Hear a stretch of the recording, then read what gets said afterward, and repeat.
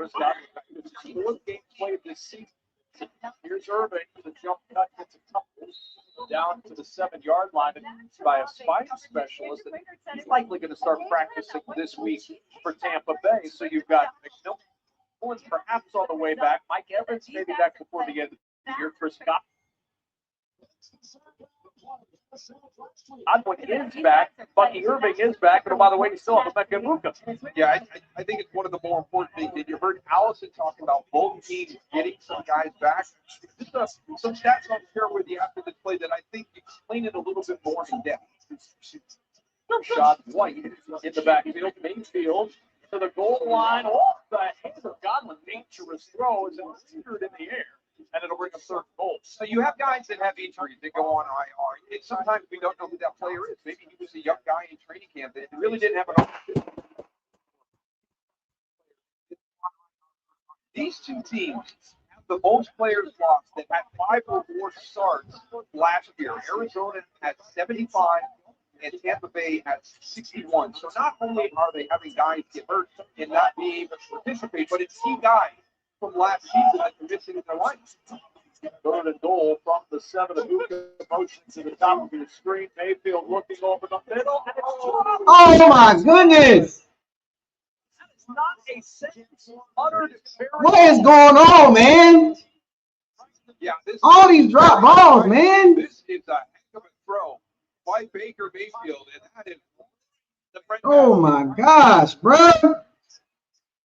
Second Tampa Bay drop of this first half. And God he did all he had, but his first touchdown catch of the year. Now one of the biggest things. Right. What's going on, everybody? Welcome to Buckles Locking. Subscribe to the channel, like the channel, share all the videos. Don't forget to hit the notification bell icon to notify you on new videos that's posted on the channel. My goodness, man. What's happening?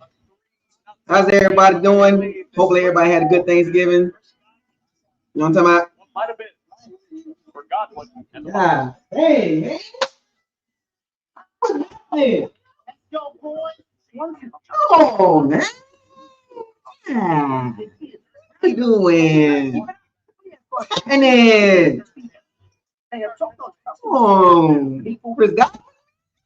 What's on, man? Yeah. Gotta tighten up, man. Okay. It feels good to be hurt. It feels good to go.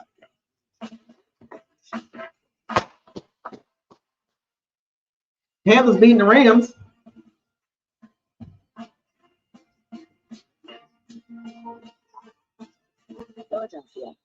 Stafford has thrown 2 interceptions. 100% of the deals you don't shop. Let that sink in. You do not want to Come on, man. Sunday through Monday, get up to 50% off gifts for We getting there. Get back on track now. When things heat up, Ah, you dang, don't want man. a cold one. You want the coldest. The cold lager, cold filter. Yeah. Cold. Pass rush, man. I was watching the Cardinals go right down the field. I'm like, Jacoby Brissett forced the ball and Antoine Field picked the ball up, but the Cardinals was moving the ball pretty easy. You just need. Don't worry. We know it. It was moving the ball pretty easy down the field, man. But man, y'all see the stats on the Bucs pass defense? Oh my gosh, man. Drafted 2 guys, 2nd and 3rd round in the secondary, and the pass defense still not good. It's scheme, dog. It's not the players, man. I'm at the point now, man. It's that scheme, man. And week 13 concludes with Monday Night Football as the Giants square off against the Patriots on ESPN. Then week 14 kicks off with Thursday Night Football on Prime Video. Stream games live on your mobile device with NFL Plus. That's scheme related, dog.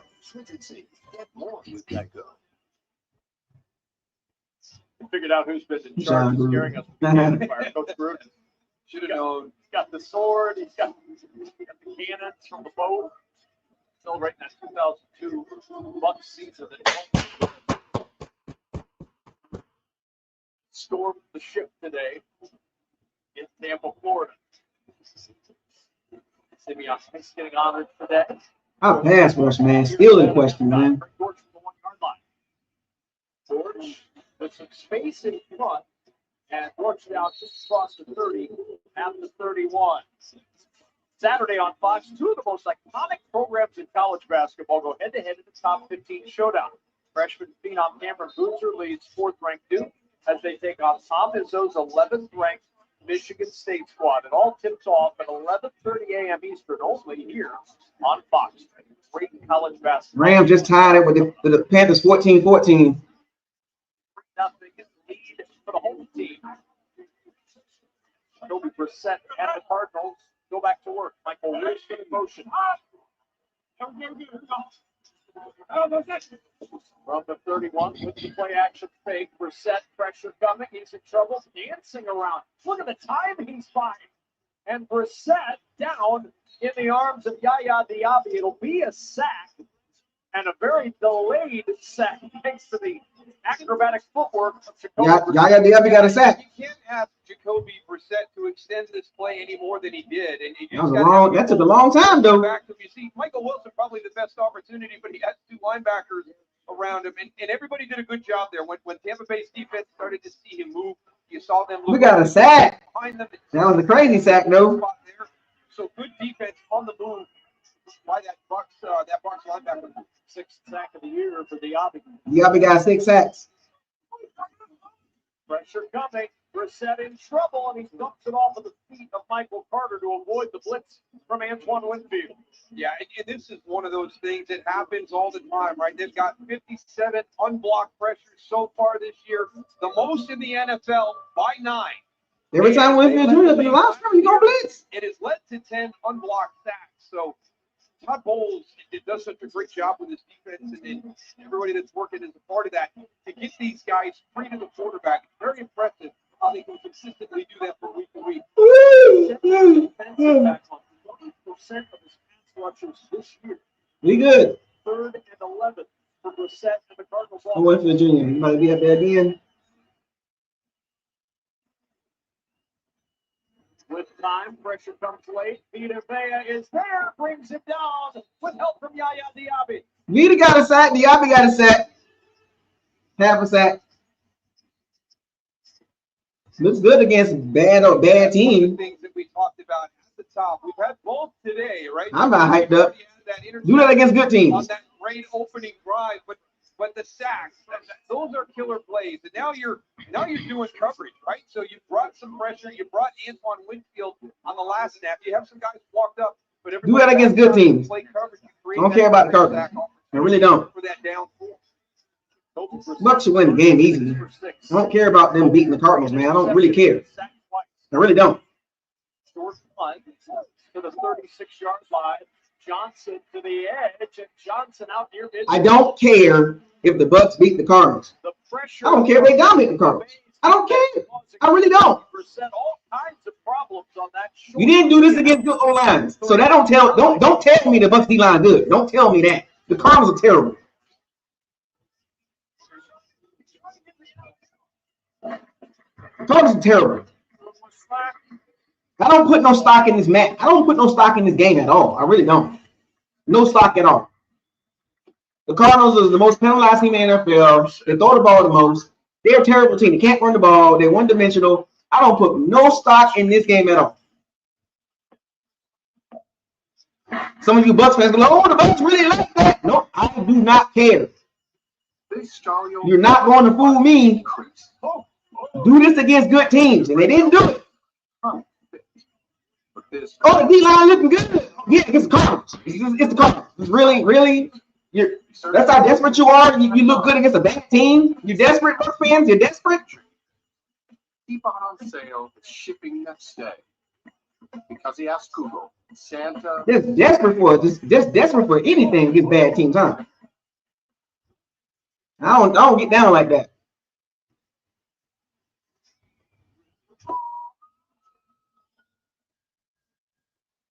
I'm not a desperate guy. Now on shoe. Shop and save up to 50% off. Oh, desperate. Oh, the Bucs got a sack. It's the Cardinals O-line. Who cares about the Cardinals O-line? They're not good. Gifts for any pet for low prices. For holidays with pets, there's Chewy. Don't get me wrong, we got 2 good wins, 49ers and the Seattle Seahawks. Both of those teams are playing better than the Bucs. We beat the Texans. That was a good win. But right now, the Texans playing better than the Bucs. The Colonel was obsessed with making the perfect flaky holiday pot pie ever since he was gifted his very first fork. The Colonel lived so we could chicken. The best $4.99 you'll spend this season. KFC's chicken pot pie. What's so crazy is somebody mentioned in the comment section that the Bucs signed Hassan Reddick over Josh Sweat. Also, the Bucs didn't draft Jack Campbell. They didn't draft Carson Schwessinger, the Browns linebacker. I mentioned him too. I mentioned Jack Campbell. I mentioned Carson Schwessinger at linebacker. The Bucs did not take those guys. I don't know why. It don't make no sense to me. The Bucs need linebackers. To do that. This is Sunshine Acres Children's Home. It's actually in the greater Mesa area in Arizona. There's 2 linebackers I mentioned for the Bucs to draft, and the Bucs did not take them at all. So now we got to draft a linebacker next year. Kids whose families are in crisis. SunshineAcres.org is where you can find more information about what they do. They're a terrific organization. Travis Jones, Kristen Ballmore. Like, there's a ton of guys the Bucs did not even take. And, shout out to Illustrious Souls for the work he did on the shoes that I am wearing. They're really cool. And Sunshine Acres been around a long time in Arizona. And Right, it's a punk. really great organization. So, Be a punk. tip of the cap to the work they do. Just want to give them a little love with my shoes this time. Are you going to auction off the tie with the shoes? Yeah, we could have had Ballmore, Travis Jones. We could have had Jack Campbell. We could have had Carson Schwessinger. We could have had a few guys in that D line in that linebacker section, man. But no, we just keep drafting secondary, man. It's weird. Tank top and nobody. 84 degrees, second and 8. Mayfield with pressure coming. Here we go. Well, here it slides. He told It's getting us weird, man. he's going to have to be avoiding the extra hits, and he's going to have to slide more, and he's laughing about his slide. It's so good. It's so good. I really am impressed, and we'll see how the game goes on. And we get one of those must-have plays. Can he still do this? Can he still be smart? And the other part of that one is, well, that was number 3 coming too. So, I think it makes sense to slide into Buda Baker anyway. 3rd down and 3 after the scramble by Mayfield.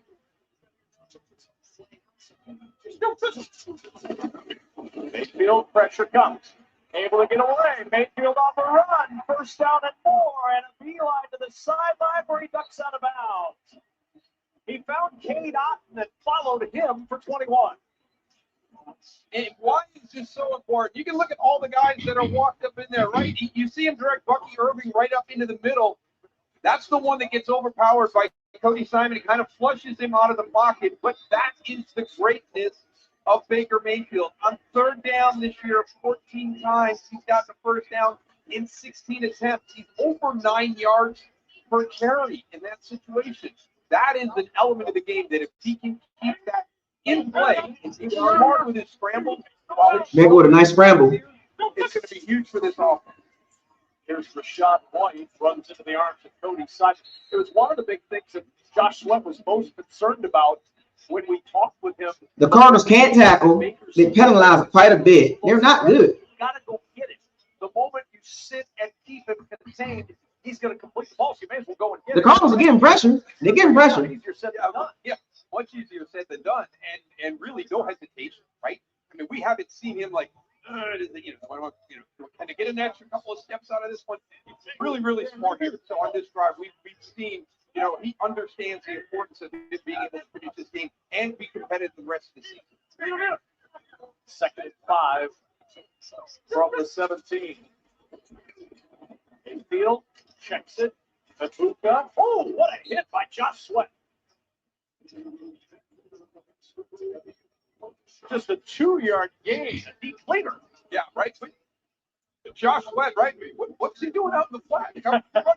He's your pass rusher. So just shows you the versatility. And it's kind of like what we talk about with wide receivers in the running game when they come in motion and then they drop inside. And if they're run blocking, it's going to help them with their pass catching. And that's another thing with these guys on the edges. Every once in a while, if you're able to drop them off, you can give them looks that will get them free. What up, man? Free runner for Arizona to the quarterback. 3rd and 3.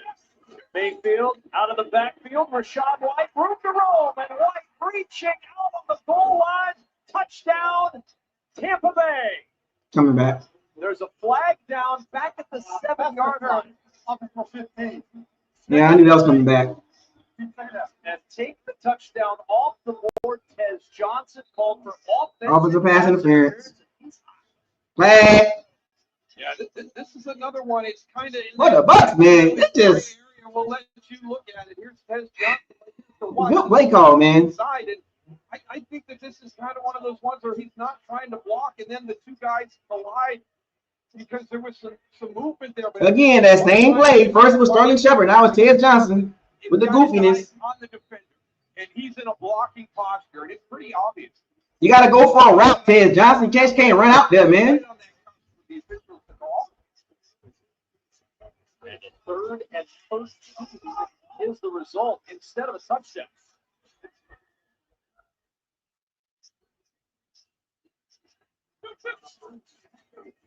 Mayfield to White, bouncing to the edge.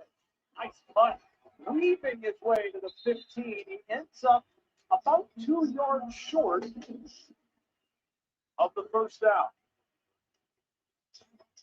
We're rolling. They've got the offense getting up to the line of scrimmage real quick here. The Cardinals cannot tackle. Will they snap it before the 2-minute warning? Will they try to draw him off again? He will, and no movement this time. 2-minute warning and time to talk over what they want to do on 4th and 2. Arizona's defense trying to hold Tampa Bay to another field goal. The Cardinals cannot tackle. They're terrible. How are we struggling against the Cardinals? The Cardinals are terrible.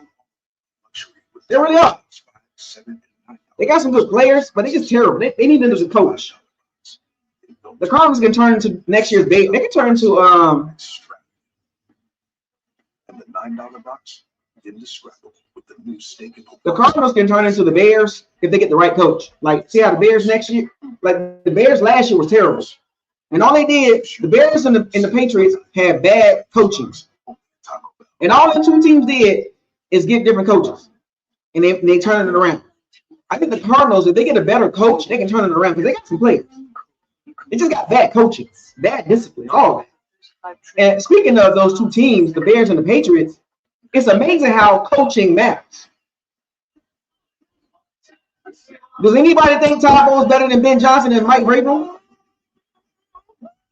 Does anybody think Todd Bowles is better than Mike Vrabel and Ben Johnson this year? I'm just saying. I mean, all they did was just go in there and clean out the nonsense, and now both teams are winning. Both teams were bad last year. They was in the top 10 in draft pick.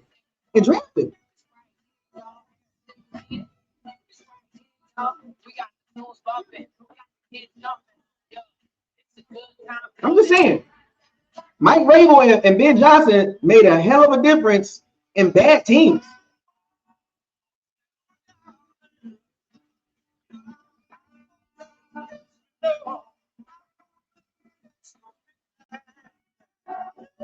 I'm just saying, like, coaching matters. Coaching really matters. Like, I think the Cardinals, if they get the right coach, then they can be something. Right coach and right quarterback, and then they got some players. Don't get me wrong. They got some talent. Bad coaching. Jonathan Gannon out of there. Because whether you're on the field or the stage, it's all. But going back to Todd Bowles, did y'all watch the Ben Johnson celebration in the locker room when the Bears beat the Eagles? 4th down has not been overwhelming this year for Tampa Bay. 8 for 19, 30th ranked in the National Football League. The offense out there on 4th and 2. Yeah, now let's dig into 3rd and 3 or less, which would qualify for this one. And they're right in the middle of the pack. They've gotten them with cadence twice. Will they try that again? No quick snap. Mayfield on 4th and 2 over the middle. Oh, he squeezes it into a tight window. 1st and goal at the 9. Sterling Shepard's first catch and a big one. First down. This is tight to get this football in there. Look at that. You got both linebackers converging. The Cardinals are so bad. On the throw but just real decisive again by Baker Mayfield in that situation. Arizona will use the timeout here. They want to preserve some time to try to double up at the end of the first half and then get the football to start the second half after winning the toss. So first and goal, you see the numbers for Baker in the bottom right of your screen. 9-13 for 106 yards. Also 20. Struggling against the rushing. Cardinals, man. And more importantly for Tampa Bay, he's not putting his shoulder in harm's way at home. He's played really, really smart. And we wondered, how he was going to manage those emotions and his play style, and he's done a fantastic job in the first half on the handful of scrambles. Our lead rusher is Baker Mayfield. White and Irving in the backfield on first and goal at the 9. And it's Irving. With the carry up the middle, breaking tackle to down to the 2. Buda Baker kept him out of the end zone. It's second down and goal as we check in with your benefit in Los Angeles. The Bucs about to score. Coming up on the Verizon halftime, now that Thanksgiving's over, the playoff pictures really taking shape. Kurt, look, now that Thanksgiving is over, it's time to put up the Christmas lights, okay? The Cardinals got 70 yards of I offense. don't care what it is. 70. I need a Not light good. out there. We'll see you. They're not good, man. Christmas music is already it started a month ago. No, you cannot start a month ago. I'm not telling you should or shouldn't. I'm saying it did. Jonathan Gannon will get fired. It was out there. He will be one of the coaches getting fired. They're not good at all. They should have fired him last year. They should have fired him already. Do not buy. Second and goal. Pause play. Irving to the edge. What a block and a touchdown. But was that block a hold? Holding. Offensive 87. 10-yard penalty. Holding. Ball for the hold on Holding. the edge. And you don't have to. It's just You don't got a hold, man. There's no reason to do this hook takedown right here. You've already got him kicked out. You don't have to bring Buda Baker to the ground. Bucky Irving is going to get in the end zone regardless. You've done a good job. Dang, man. Somebody said in the chat, every time the Bucs run the ball, they put their tight end in motion. That's an interesting catch right there. That's an interesting catch. Every time they put the tight end in motion, they run the ball. You got to own that and let. That's a good catch. Whoever caught that, that's a really good catch. Off the board for Tampa Bay. It's one of the reasons they're in this stretch of playing football that's been maddening to the fan base, because it's just execution. You hear Coach Foles talk about it. We got to coach it better. They got to play it better, but it's about the execution on the field. Second and goal. As Johnson, the motion man. Mayfield all day to throw, has to check it down off the edge. It's Rashad White. White up the sideline and down at the The Cardinals are so bad. Davis Gaither and Denzel Burke with the tackle. And now timeout. A simple flip route. They got nobody over there. Stop it with 1:38 to play. It's the first half. Yeah, and I really don't know what Arizona was doing on that play, because it really didn't have a defender. Davis Gaither. I mean, he recognized that there was nobody there and came all the way from the opposite side of the. There was nobody in the flats, and Rashad White caught the ball. Nobody in the flats. It's a bad defense, man. Big play in this football game early on third down and goal. Arizona's used all their timeouts. They're trying to hold to a field goal try here to give themselves a chance late in the half to put points on the board.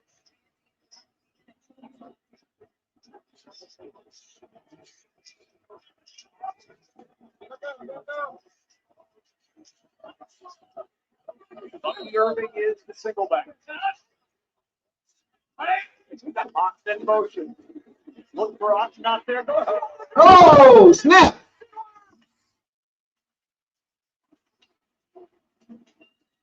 Tristan, what? With a touchdown. What the hell did that come from?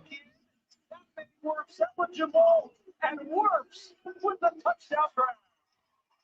And just dotting your T's and checking your or dotting your I's and checking your T's. He's on the ball, so that means the move has got to be off. What in the world was that? Standpoint before she's eligible. All the little things we've seen a number of times this year when you have those kind of fun plays designed, but you forget about the mechanics to be able That's to insane. right formation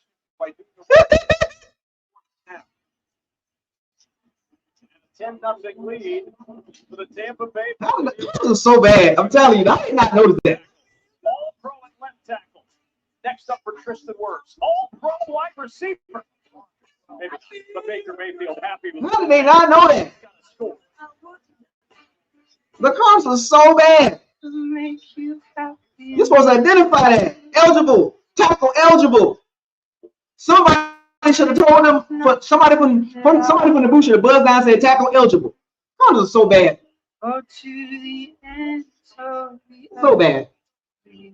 Tackle eligible. How do you not know that?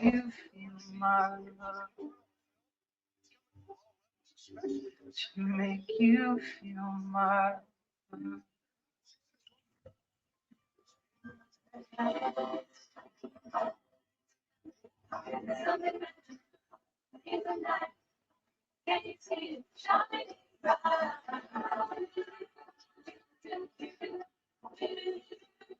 The Saints got 25 yards total offense.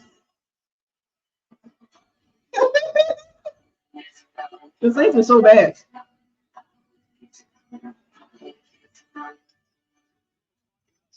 You made the nice list, kid. Oh. Page. Swish miss. Good job, Bucs. Good job. Sorry. It's okay. Bryson kept you cool. Very nice. Yes. And CD Lamb breaking those TV's ankles is not very nice. But those routes sure are. Maybe next year, Mr. Green. For everyone on your nice list. I get it. It's hard to change. Me, I'm pretty loyal. Been on the same team for 17 years. Shador Sanders for the touchdown pass. Never switched my number once. I start every warm-up with a pass from the same guy. What's up, Curtis? I shoot from the same spot every time. So you can imagine how good something has to be for me to change. Can't beat it, can't beat it, can't beat it, can't beat it with the big bag. Come on. Don't I make it look easy? Don't I make it look good? Yeah. Look, playoffs, so long the line. See.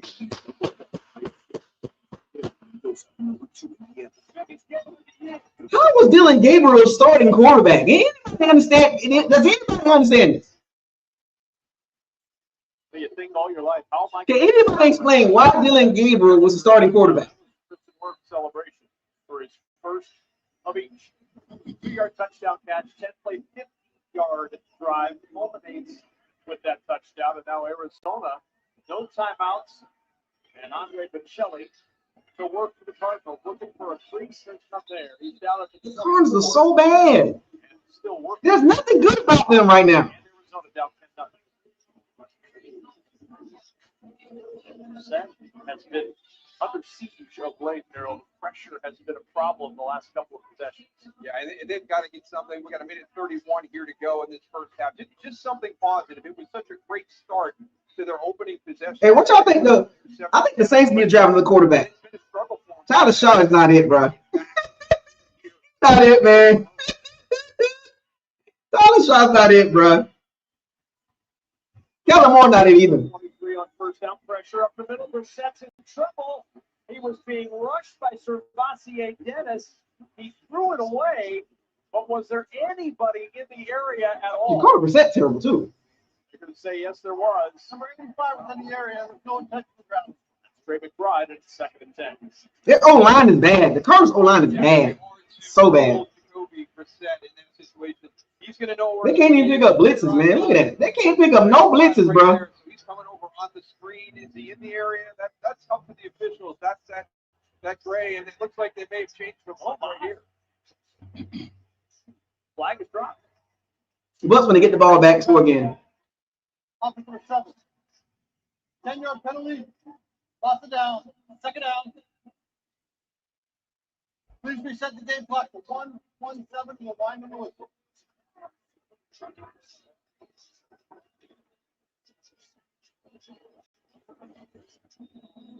Take a look at this, and we'll keep that tackle box there for you. The Cardinals are so bad, man. Go back, but you're going to stay in between those hashes right there, and that's going to kind of show you there's the receiver in the area. They initially said that was It's good. not. Their O-line is so bad. Like, they got a terrible O-line. Second down and 2. Brissett over the middle of the Carter. Carter looking for a block, and he's upended at the 24. Now Tampa Bay will use one of their 3 timeouts, hoping to get the ball back for one more time in this second quarter. Now this from Little Caesars. I wish we could get a stuffed crust pizza at a great price. Get Little Caesars new large stuffed crunch crust for $9.49. Look at that delicious crust. Talk about more bang for your buck. What did you say? Deal Deer hates 2 things: bad pizza deals and deer puns. He's fine. And $9.49 new large stuffed crunch crust is the lowest price in stuffed crust. Little Caesars is the real deal. Pizza. 1:21 to go in the second quarter, and a 3rd and 9 for Arizona after the first completion of the quarter for Jacoby Brissett. Unbelievable after the way they started the game on that opening drive. They struggled as much as they have here the remainder of the first half.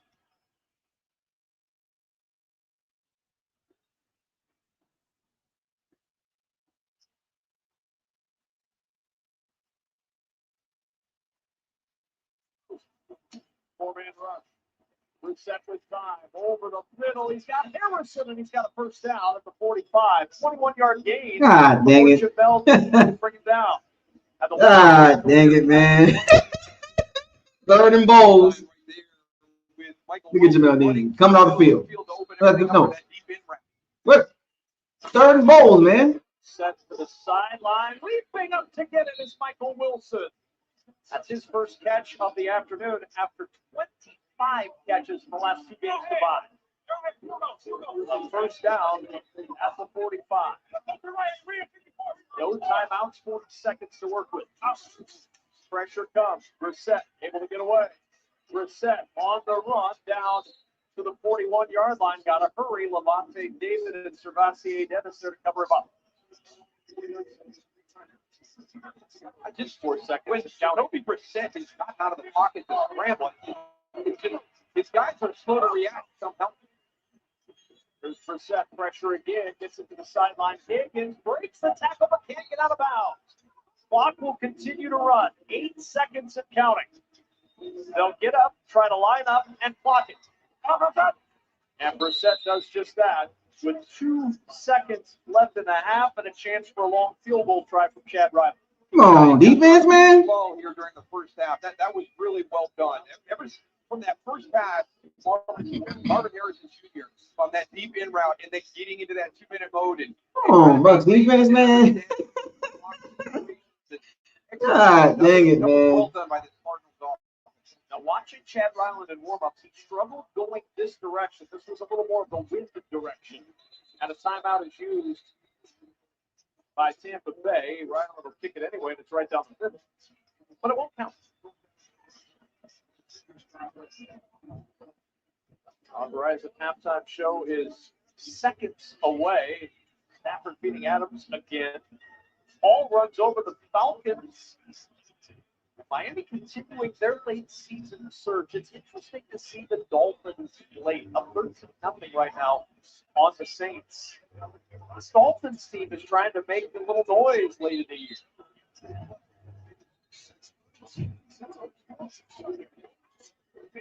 Ryland, 8 career field goals at 50 yards or more, 6 of those 8 as a Cardinal. This from 52.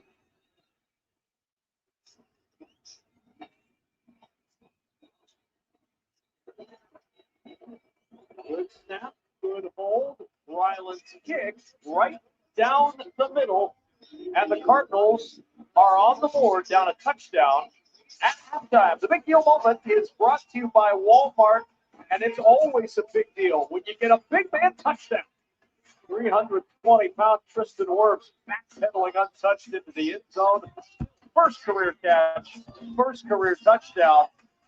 And the difference in this Stop him so bad. Tampa Bay. They lead 10-3 at the half. The Verizon halftime show starts now. Anybody watching that Rams D-line? Jesus Christ. The NFL, powered by Verizon 5G. Christian Work showing he's more than just the best left tackle in football. As the Buccaneers have a touchdown lead pass elsewhere. The Rams up 21-17 on the road in Carolina. The Jets on top of the Falcons trying to get their third win. Miami trying to make it 3 wins in a row. The Texans lead that big battle of NFC South teams. The Browns have an 8-7 lead. Shadur Sanders with a 34-yard touchdown pass. Jaguars on top of the Titans. That team going on in Tennessee. Michael, the Buccaneers struggling against the Cardinals, man. Get healthy, healthy. And they're getting healthy and getting help from the guy we talked about in the pregame, Chris Godwin. And here, just, step up in the pocket. Baker Mayfield, so good at getting out of trouble. And he throws the ball here to the flat. Godwin just, avoiding tackles and just running down the sideline, picking up extra yards. Another guy that got back, Bucky Urban. And they've been looking for Bucky to come back and help them out offensively. You see a tough run down the middle. And here Baker again steps up in the pocket, delivers a nice ball to Chris Godwin for the big pickup, and then the touchdown to work after that. And really, Tampa playing like Tampa. Low-scoring game. It is close. Speaking of low-scoring, they ain't even talk about the Bucs like the game. Like, that's how bad it is, man. Like, they ain't even elaborate on the game. Draw show ever. And then on Saturday on Fox, Lionel Messi and Inter Miami take on Vancouver in the MLS Cup. Plenty of soccer actually coming your way later this week on Fox. But right now, Tristan Wirth, forget all those guys coming back. The big left tackle gets his first NFL catch, first touchdown, and first time using Verizon play the half. The Verizon Halftime Show is brought to you by Verizon, the NFL, powered by Verizon 5G. The decision to express them is up to you. I'm not pushing nobody.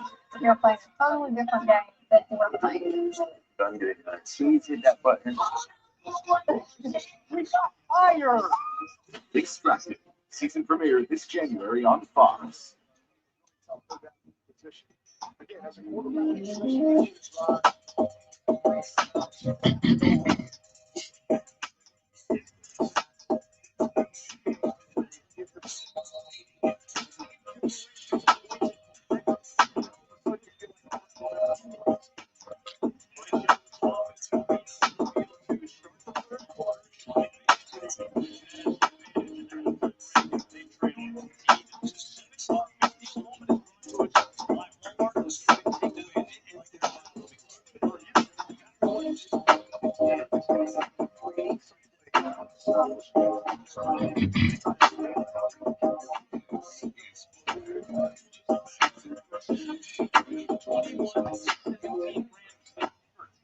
First half, as we said in Charlotte.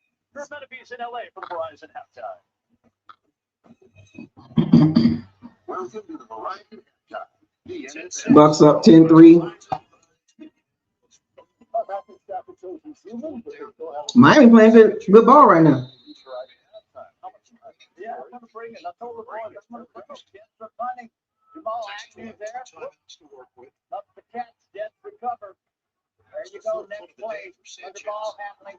We call it from 2 yards out.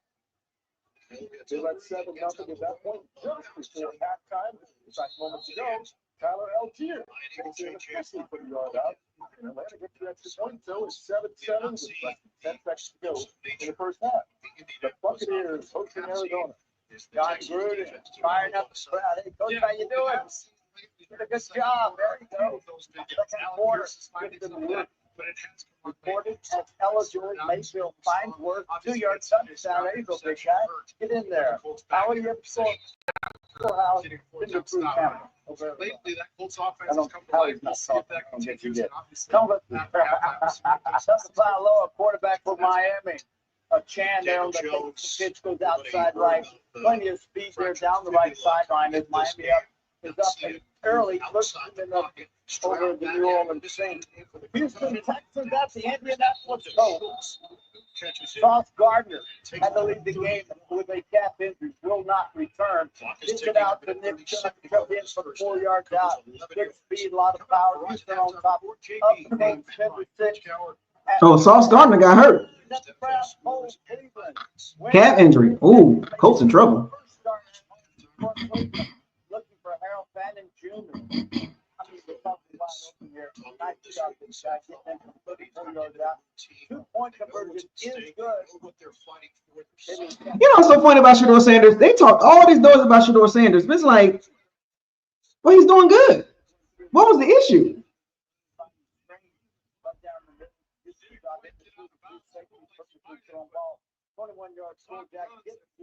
And what was the issue with Shedeur? Like, why was they trying to make it seem like he was never that good to play in the league? Like, I don't understand that.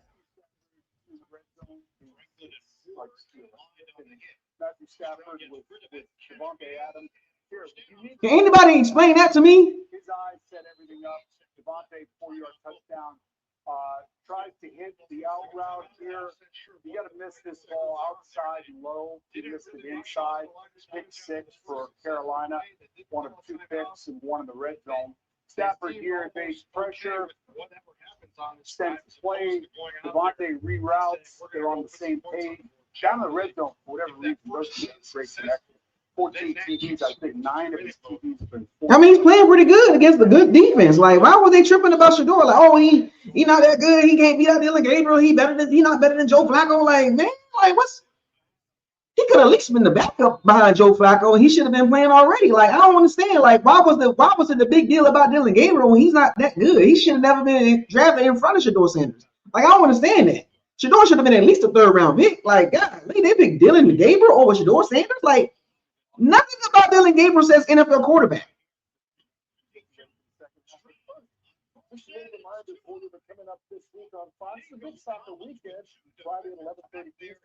Nothing about Dylan Gabriel says I'm an NFL quarterback. He's about a little taller than me, and he went before Shedeur Sanders.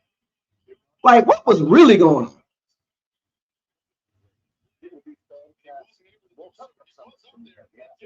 Much like Matthew Stafford and Devontae Adams have been the combo, that's his second touchdown of the day. It was a rising play at the first half. The Verizon Halftime Show is brought to you by Verizon NFL. Powered by Verizon 5G. Trump going through his progressions. I'm not pushing nobody. Okay, totally different thing that we're playing. Hit that button. We will see Dalton Schultz right on out here, Fox. which is where CJ Stroud throws the ball over his head to a blowout shot.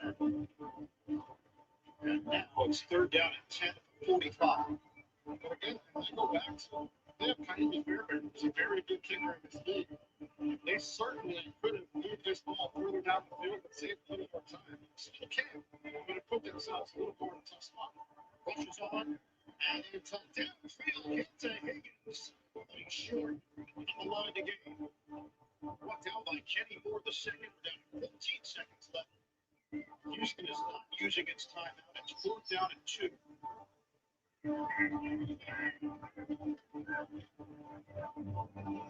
Next, going back to maybe kick a long elbow there. 30 seconds.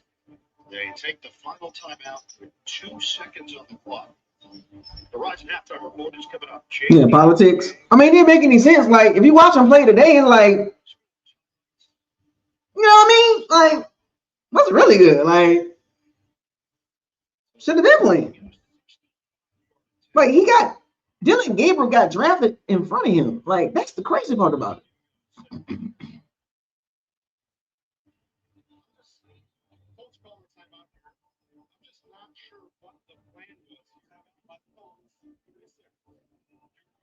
This 2-minute drive with 2 minute timeouts and plenty of time on the clock.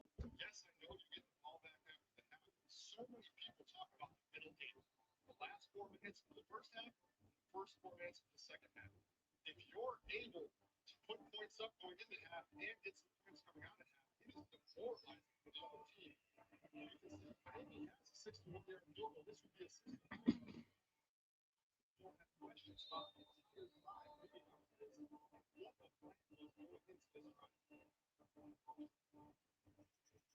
So the Colts go to Hamilton.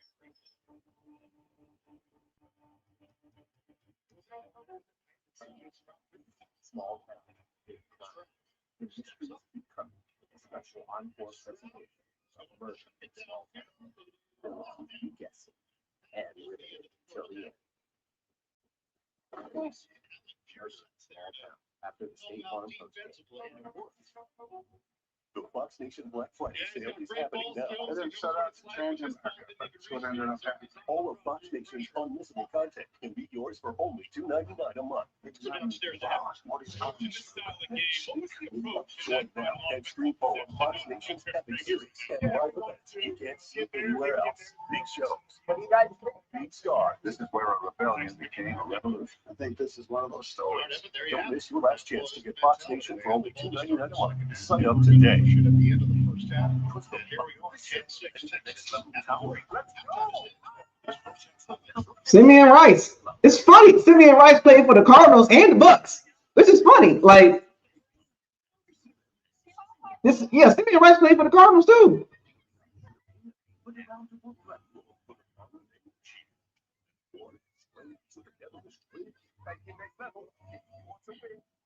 I got a question.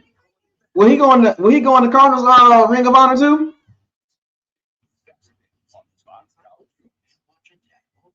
don't think it's a secret that football fans are superstitious. Everyone got their lucky. They're convinced for every. Like their fans are wearing the same jerseys every game.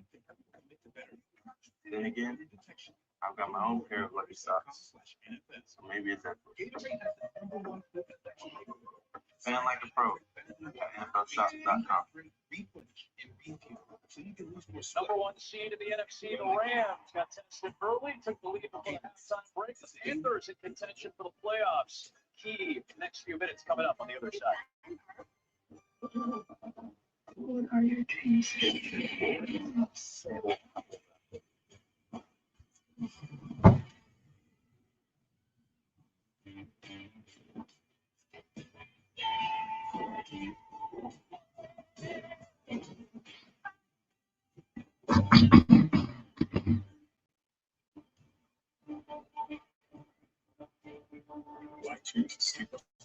Y'all don't think he's gonna get in the Cardinals Hall of Fame? Cardinals Ring of Honor. I think that'd be pretty cool. He ain't putting up work in. Has played being smart, knowing when to slide out there in the first half. So look to have that continue and establish the ground game in the second half. All right, Allison, thank you so much. Baker Mayfield protecting that shoulder, and it's really been a solid first half for Baker. It really has. And just little things like that, being able to see that blitz, that pressure with Buda Baker and extend that, get away from it. And you always worry, right, when it breaks down and you've got a sack and, how are you coming out of it? And here's an example of one of those smart scrambles that he had. And then, hey, if we're not getting it done with our wide receivers, this Chris Godwin with his route, for a potential touchdown, I'm going to go to my left tackle. Get him on the stat sheet. Left tackles everywhere are saying, yeah, that's right. Look to us. We'll handle it. Tristan Wirfs getting loose, but he'll have a little extra time to get loose. Arizona won the toss. They deferred, so they're going to get the football to start this second half. Going to be interesting to see if they implement a little more of that pace that we saw. Where everybody going? At the end of the first half. But Shelley looking for room on the edge, and he finds it. But Shelley at the sideline and then banged out of bounds hard at the 42-yard line. And this has been a continual problem. Those kick return problems, long returns. No, they got to fire the special teams coordinator, man. Trying to figure out exactly how you want to approach the. They got to fire the special teams coordinator, man. For both of these teams, Tampa Bay is fourth when you look at the kickoff and where that drive is going to start. It's about a little over the 32-yard line. But Arizona's the worst. I mean, both of these teams have really struggled on their kickoff coverage.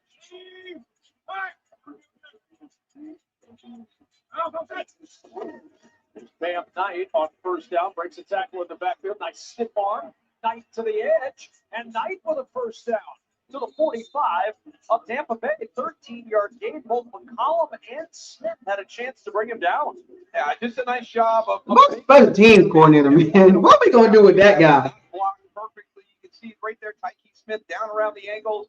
Zion McCollum has an opportunity to make a tackle. He doesn't do that. So that's all on Bam Knight right there. That's a really nice individual effort. That run game is something that Jonathan Gannon said, we have to get it going. But at the same token, we've been more effective throwing the football. You just don't want it to slide to a point where you're looked at as fundamental. Hand off again tonight. Oh, the football, and it's recovered by Tampa Bay. Mikey Smith. Boy, the Cardinals so bad. Turnover to the Buccaneers. They so bad, bro. Yeah. This Vita Vea, It is. like retracing, I mean, that's impressive. So there he is right there. He's going to have a double team. He usually is double team, but he continues to play over the top, and he gets the punch on the football, I think. No, he just lost the ball. Yeah, it looked like his arm may have gotten in there. Maybe Logan Paul was kind of coming in from the right side.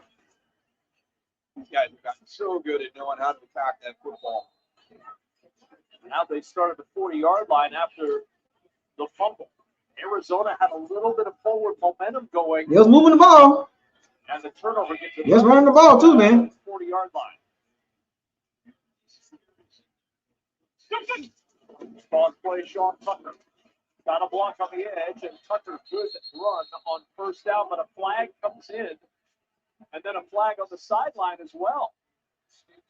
So there's two different penalties. One in the defensive backfield and then one on the sideline at the end of the play.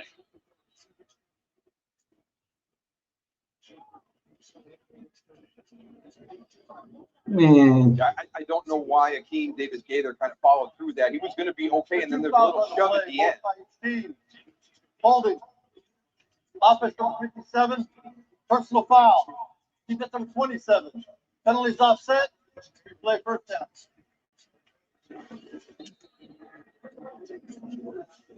Now you can see if he just lets him go, everything was fine right there. It's just this little shove right here at the end, and he's going to point back. They said 57. The Cardinals are so bad. Holding Akeem Davis Gaither. So forget everything you saw there. That didn't happen. It's 1st and 10. Stop trying to figure out what happened. Nope, it happened. It's a pass. Play action. Mayfield over the middle and incomplete to Abuka. Good catch, Big Buck. And low. That's a good catch. Receiver in motion is a pass. Tight end in motion is a run. This is great location, trying to get it on the back behind, because you can see right there, I mean, you've got Cody Simon right in your line of sight, and you've got to get it off of him and then trying to get in at a point where Amico Ubeka is going to be able to go back, put his foot in the ground and go back and make a play on it. That's a good catch, man. Really good catch. 2 drives in the first half. That offense got to click it a little bit for Tampa Bay. Tight end in motion. Run play. It's Tucker and it's better. Tight end in motion. Run play. Boy, the Bucs got to tighten up on them. Boy, that's a good catch. If we can catch it, I know the Cardinals starting to see that. Tight end, paying Durham in motion. Run play. Splits that double team and just keep working upfield. NFL family for Dante Stills. Yeah, Gary, a 10-year vet. His uncle was a 6-year vet. His cousin Kenny played 9 years in the league. Dante, Bro, that's a great catch, man. Great catch. Mayfield, pressure up the middle. Able to get it free. Mayfield on the run. Throws and throws this one away.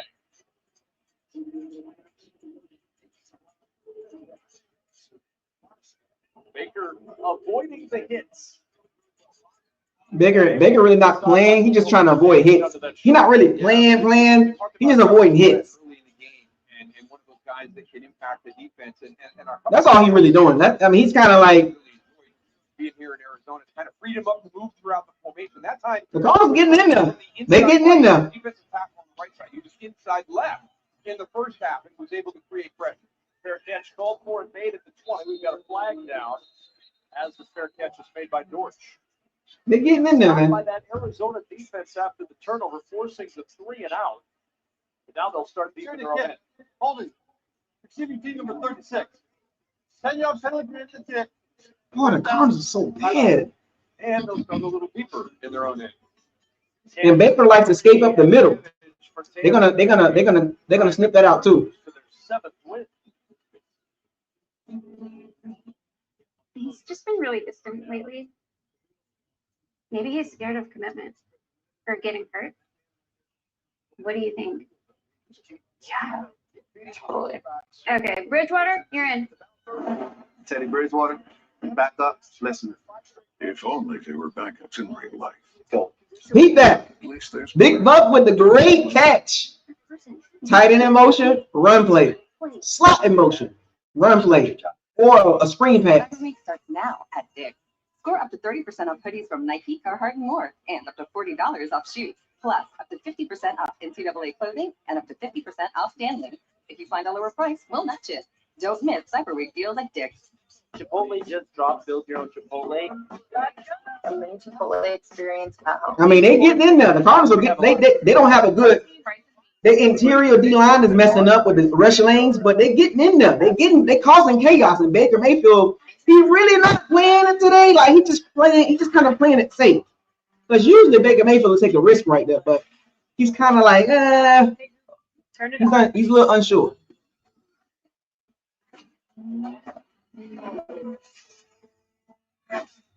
The all-new Acura ADX, crafted to match your energy. Hurry into your the season of performance report.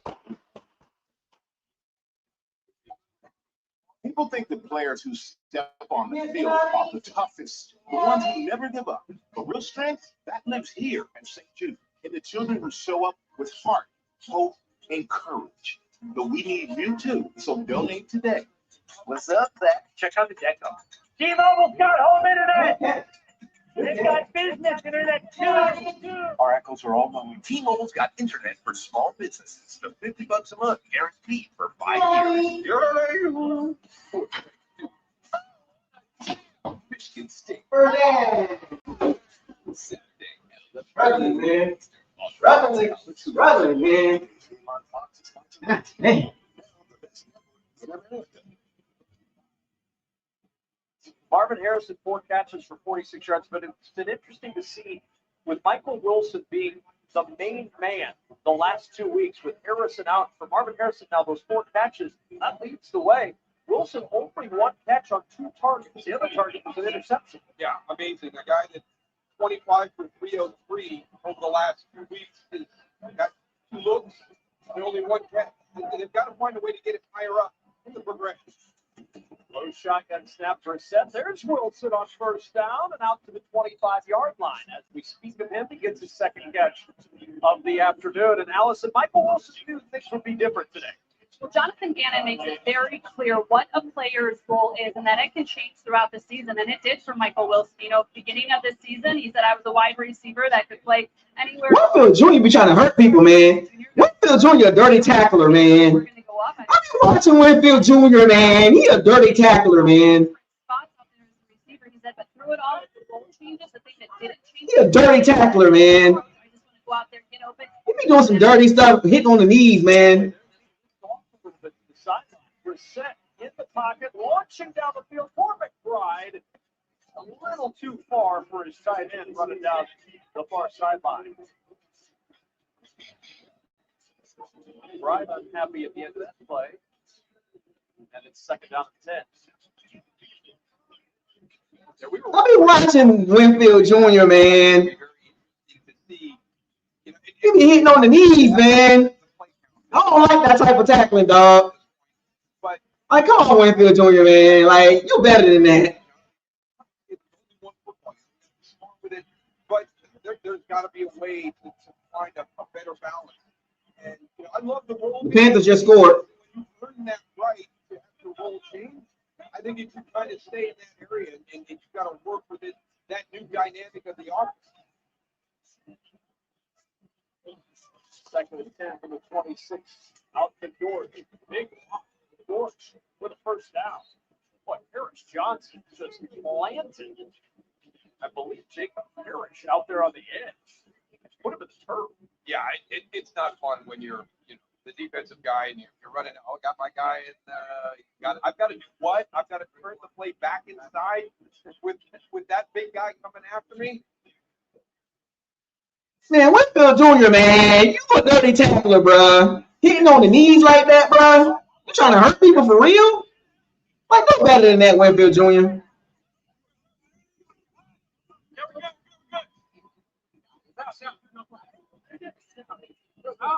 First down of 10. Couple for Bam Knight. Yeah, Trey McBride should be a Buck. I told y'all about Trey McBride. I told y'all about him. I said the Bucs need to draft Trey McBride, and the Bucs did not do it.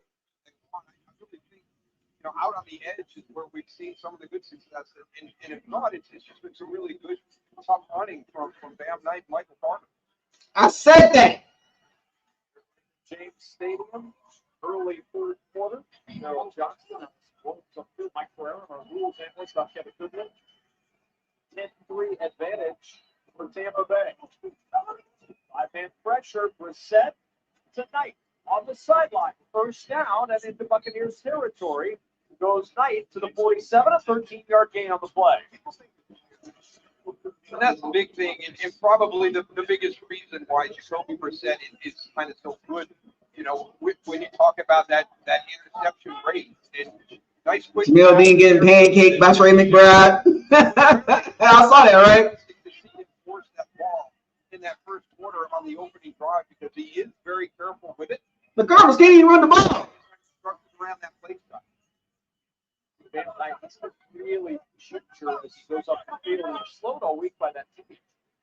On the injury report all week long, he's something about today. Here's Carter out of the backfield. Up the sideline, another first down. It's banked out by Whitfield. God dang, defense. First down for Arizona on the short pass, picks up 15.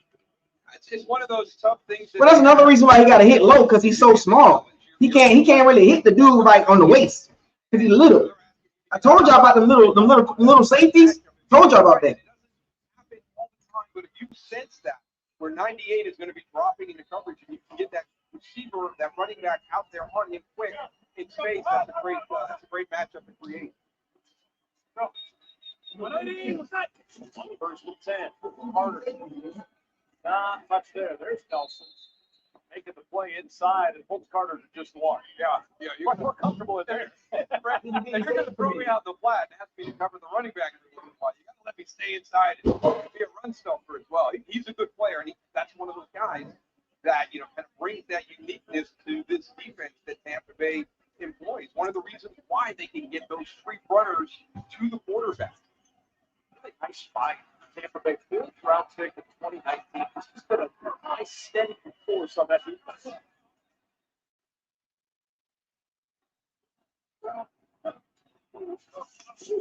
Reset.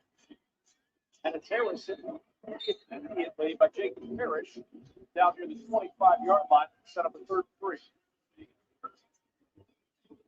Arizona. 3rd down in the 3rd quarter. It's the first of the drive. They're 2 for 4 today.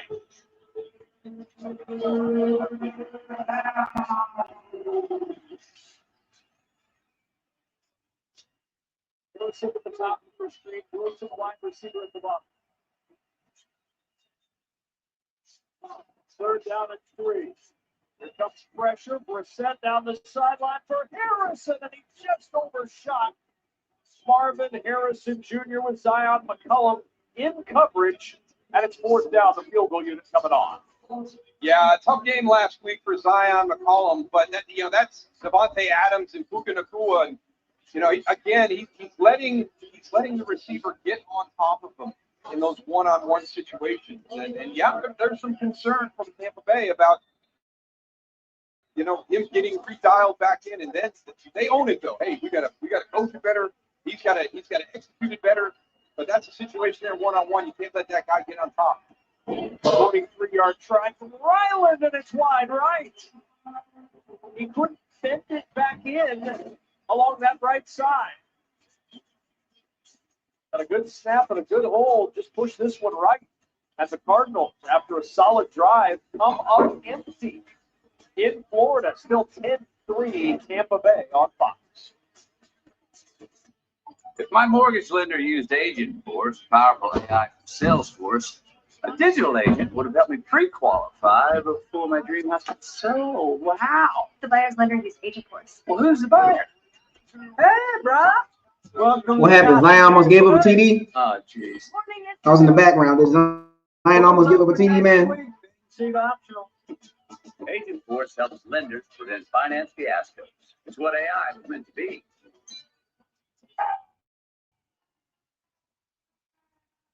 Ever since we told Jason Kelsey NFL Sunday Ticket is just $48 for new users, he hasn't stopped cheering. NFL Sunday Ticket, now just $48 for the rest of the regular season. But Zion almost got beat.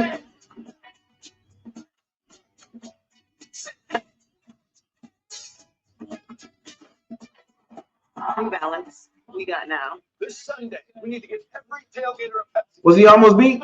Was Zion almost beat? I'll cancel my plans. Was the ball overthrown by a little bit? Pepsi does make it taste better. Try to get with the port. How do we get to the cooler? It's too crowded. I'm in Philly. Oh, Zion was cooked. Works every time.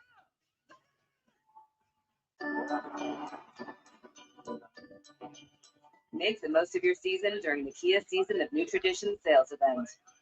Gift yourself some savings and visit your local Kia dealer today. He beat him off the line. These stickers to find great deals on vehicles backed by a 10-year, 100,000-mile limited powertrain warranty. So you can start new traditions for years to come. Get 0.9% APR for up to 60 months plus $750 retail bonus cash on specially taxed 2025 Telluride, Sorrento, and Sportage. He beat him off the line. Walmart's top brand gifts surprised every last who. Walmart has Tony's And Nespresso? even Apple? Who knew? Ooh, la. Okay, Liza.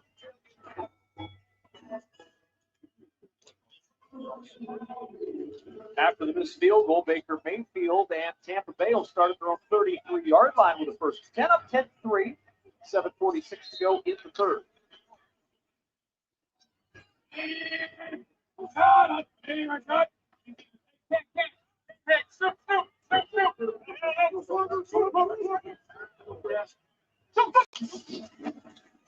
It's Irving trying to sift through a lot of traffic on that left side to get to.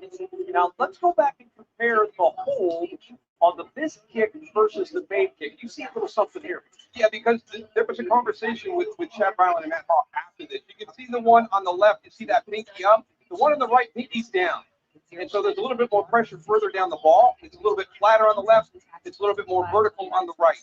And as soon as he had missed that kick, there was a dialogue on the field, and it continued as they went over to the sideline. So you just think that maybe the hold wasn't in the right spot that it normally is.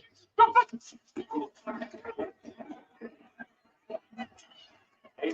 the roll, almost intercepted by Buda Baker. Emeka Ibuka, the intended target, and Buda Baker nearly had his second interception of the year. Yeah, this is a great job. You can already see number 3 coming right at you, right? Buda Baker read that one really quick. He was able to pick up in his peripheral vision Emeka Ibuka coming on that traditional route on the bootleg, and he beat him to the spot. Buda's career has been a series of bursts of interceptions. He had 7 interceptions from 2020 to 2022, and then none until last week against the Jags. 3rd and 8 at the 35. Straight drop for Mayfield. Open is Ibuka. It's a first down and more inside the 45 and down at the 42. A pickup of 23 before Garrett Williams can bring down the rookie from Ohio State. Yeah, widening out a little bit here in the corner position, and not really sure why. He rolls out, and you widen, and then Emeka Ibuka just comes right back inside. So Garrett Williams, just kind of having that sense. And it's when these guys are really good, they can just sense people in space. They don't have to make visual contact with them. They have that sense of feel. And right there, Garrett Williams really felt like Emeka Ibuka had gone over the top. Third pass of 20 yards or more today for Tampa Bay. Bucky Irving trying to be patient out there and gets a little something where it looked like nothing was there. A 2-yard gain and another update on a shootout in Carolina with Chris Godwin. Yeah, we got a good one over here, Kevin. Panthers down 4, going for it on 4th down. Bryce Young. This one throws his second touchdown pass of the day to Jalen Coker for the 33-yard score. Panthers in front over the Rams, 24-21. Okay? 45 combined points midway through the third quarter, which, in case you're not doing the math, that's significantly more than what we have midway through the third quarter here in another NFC South game. John, I saw it. 25 left, Lucky 50.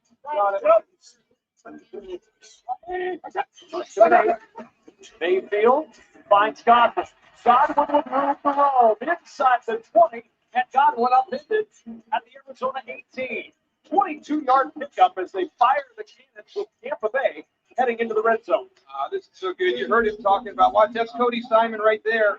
Watch him come across. As soon as he gets outflanked, Chris Godwin is coming right back inside. So you heard all the conversation at the line of scrimmage and what they were going to do with the protections and getting everybody set. And then had that route come right in behind Cody Simon as he's sprinting across.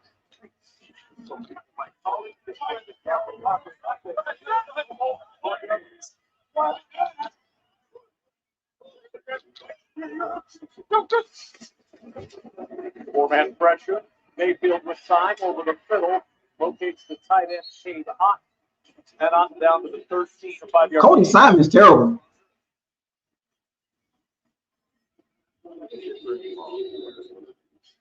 After this field goal, these Buccaneers just chopping wood down the field. Number 50 is terrible. At the 13-yard line, clock continuing to run on this hot day in Tampa, Florida. Yeah, taking advantage of those opportunities when the opposition gives you that short field. That response from the complimentary group coming out onto the field. Real nice job by this Buccaneer offense on this drive.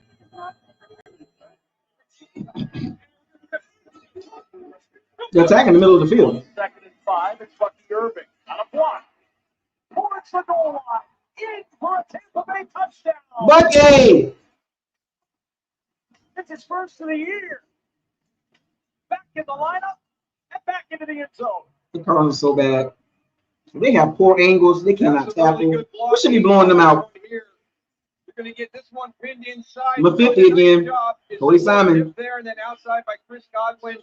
You've got Luke Gedeke coming around. That's a bad defense. You've got one guy left that's going to be able to make the play, Cody Simon, and he's able to get a hat on the hat. And it's all green grass for Bucky Irving. And the Bucky chance. Bucky Irving. Resonate again in Florida. Buda didn't get that interception. Buda Baker. Usually when that happens, the team go down and score. Missed field goal. Missed field goal, missed interception. Little time in catching it. Bucky Irving into the end zone in his return to the lineup and a 2-touchdown lead at home for the NFC South leaders. The Cardinals need to fire Jonathan Gannon. Stop. Or substance. Somehow it became one or the other. But there is. Yeah, Luke Gedeke like that was holding right there. Until you have everything. It looked like it, but it's all good. They didn't call it. Where current eligible GMC owners get 0% APR with a total value of over $11,500 on this Sierra 1500 model. That's 20% below MSRP. Have you heard the story that's about a guy who lives in a bank that is really close by? The Capital One Cafe. Hey, I ain't realized the Panthers, they playing tough right now. And get their cash. There's no fees or minimum, so your money stays. That looked like it was a hole, boy. He like he was holding like what? This magical place, as some people might call it, is where the Capital One Bank guy says, "What's in your wallet?" That looked like a hole like a mud, boy. Sunday. Does it though? How about dogs? Okay. That brought Peyton Manning. It's quitting time for Bud Light, the official beer sponsor of the NFL. If your grandpa wears one of these, or if your wife wears this, you can count on USAA membership for the spouses, kids, and then grandkids of those who serve. We've got your back. See if you can join today. Target Cyber Monday deals are loading now. Get up to 50% off gifts for everyone on your list. Don't miss the action. Up to 50% off Cyber Monday deals for 2 days only. He must be Doc Martin, Dr. Best, actually. Welcome to Poor Wet, Dr. Best, actually. So what's it like being here? I find that people demanding, Yeah, I'm new doctor. Start doctoring. too chatty, Not me. irrational. Do you like it here? That's not what I said. Best Medicine series premiere January 6th on Fox. Today's game on Fox is sponsored by Target, where game day meets the holidays. 7-play, 67-yard drive for Tampa Bay, capped by Irving's first touchdown run of the year. The Cardinals are so bad. In my eyes, it went out, see where it's at the end. And that drive had a certain urgency to it for a team that's trying to win out and see where they are.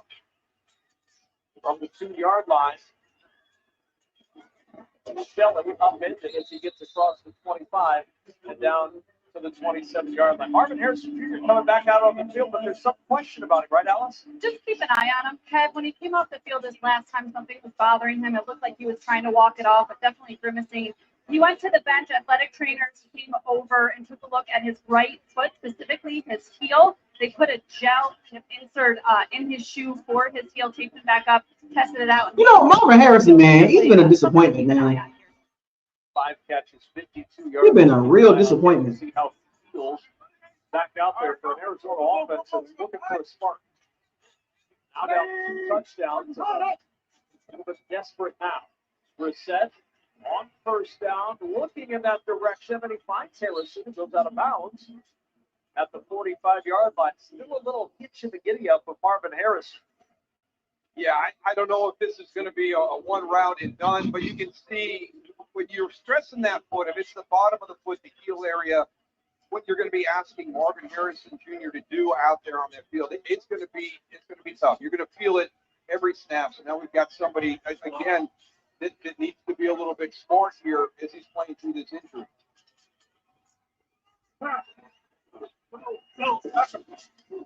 Play action. Brissett tipped, and it still ends up with McBride over the middle. First down at the 37. Whitfield on the tackle on the 18-yard tipped pass. Well, you got to be open if you can get a tip pass to you like this one. CJ Brewer going up, getting a hand on it. And very fortunate, it lands right in the arms of Trey McBride.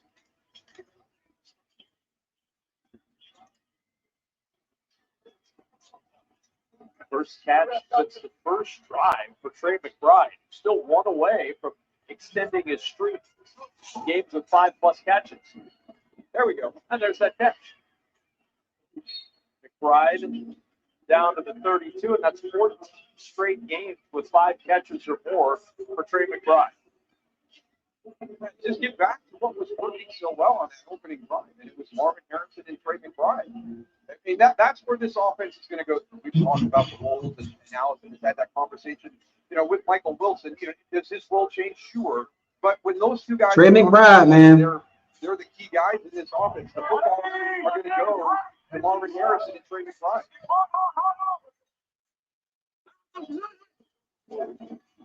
The toss on first down to Knight. Had a good run on first down for Bam Knight to the 22. You talked about that opening drive. It was 11 plays, 73 yards, and ended in the big. Yeah, and here's the key thing on this one. Watch all the offensive linemen. Their feet are on the ground. They're not on the ground with them, right? So watch them move in concert. All of them sliding, hat on a hat. You're staying, on your feet. We call them OTGs. If you're on the ground, you can't block it. And so that's when you can really have like a potentially good run. It kind of turns out to be not much. And all of a sudden, one of the defenders gets one of these guys on the ground. Brissett surveying the situation. Juggling catch is made by Bam Knight. And Knight fights his way from 8 before Anthony Nelson can bring him down. First trip to the red zone today for the Arizona Cardinals. They've had more drives per game. They've had more trips to the red zone per game under Jacoby Brissett, but they've not been able to punch it in at a regular rate. They throw it a lot down here. 67% of the time they're passing in red zone. 2nd and 3. Pressure from Nelson. He gets away. Brissett on the run. Throwing on the run. It's Bam Knight. God dang, man.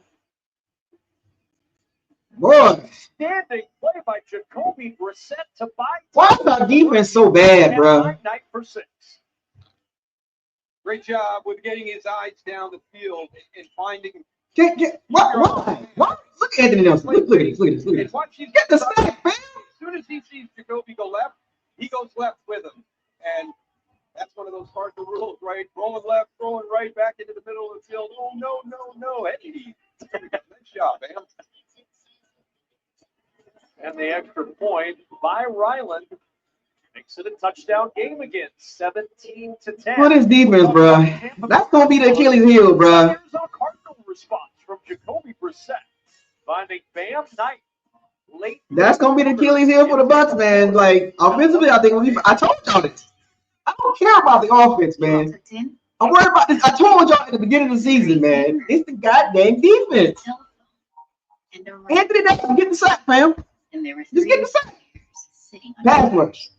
In a little toy house. Pass rush. Very dynamic pass rush. You rush 4, you drop 7, and you still give up a touchdown. What? Like, why can't we get a dominant pass rush? A consistent dominant pass. Where's this already? Tired of sifting through jobs that don't feel like the right. Why is our defense like this, man? I don't understand. Like, you know what's so crazy? I don't even think it's the players. I think it's a scheme at this point. Like, I'm watching this. Right for you. I think it's a scheme. Soon we'll be telling the whole stadium how Liberty Mutual customizes car insurance to save people hundreds. How they'll get us tickets. Only pay for what you need.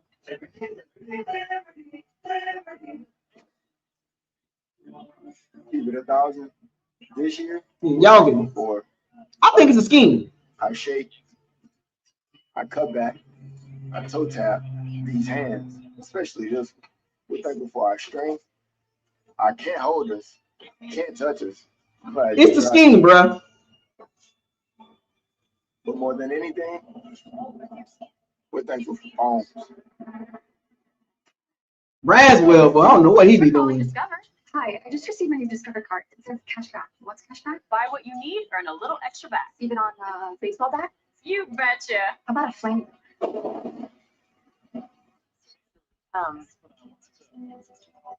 The Burger King double cheeseburger, a quarter pound of beef patties, flame grilled. It's a scheme, bro. Slices, melty That scheme is bad. It's love at first bite. We're not sure who invented the double cheeseburger, but it sure tastes like we did. You rule. Saturday, title and playoff votes are on the line. Insane leads #1 Ohio State against Fernando Mendoza, #2 Indiana. The Big Ten Championship, Saturday, 6:30 Eastern on Fox. 6-play, 72-yard drive, and Jacoby Brissett 5 of 5 for 63 yards on the drive. It's a scheme, bro. Impressive response for Arizona. Yeah, we talked about even what Tampa Bay has done here this afternoon, and just having this season. Oh my goodness! A little bobble, and that'll go back into the end zone, and he'll take the knee. Yeah, but you talked about this is playoff football for the Tampa Bay Buccaneers, right? I mean, Baker Mayfield's talking about it. This is what it's going to be for us the rest of the season. And, the great thing is, by this Arizona team, what we're seeing from them, they don't have that luxury. If they lose today, they're eliminated. They're the second team eliminated. And to see them come back and fight, and we've had them several times. And we talked to Jonathan Gannon, and our biggest questions are, hey, how was Monday? How was Wednesday? When you're having a tough year, a tough season, and you get into December, It's got to be the scheme, bro. You got to go to a Wednesday practice. I mean, you really have to kind of create some false enthusiasm to get through the grind of that. And he said this team responds every week when they get ready to prepare for their game. First down at 10. Quick toss to Irving. Irving, first down at 4, and Irving picks up 20.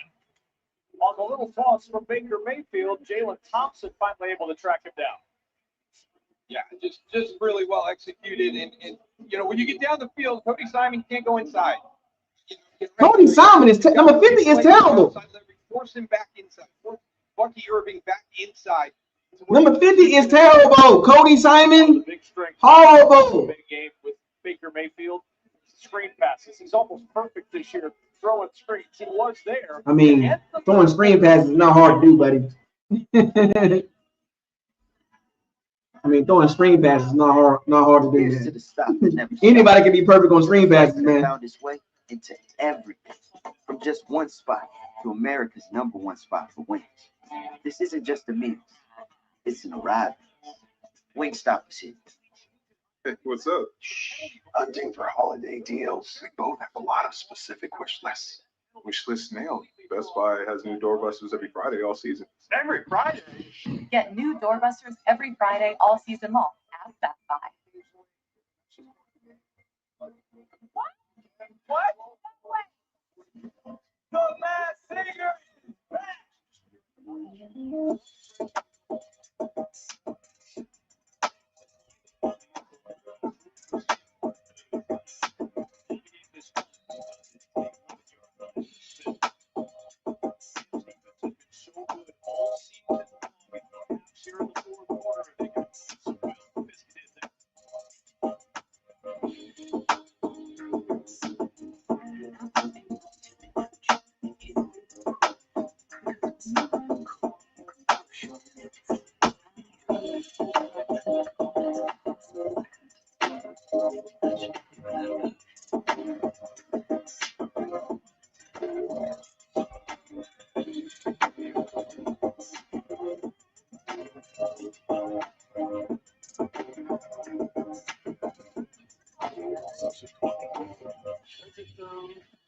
How about dogs? How about Peyton Manning? It's a scheme problem, man. It's a scheme, bro. You can't tell me that scheme not good, man.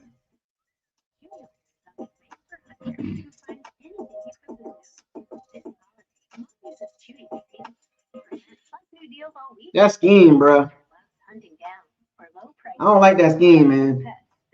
Like, it's not good enough.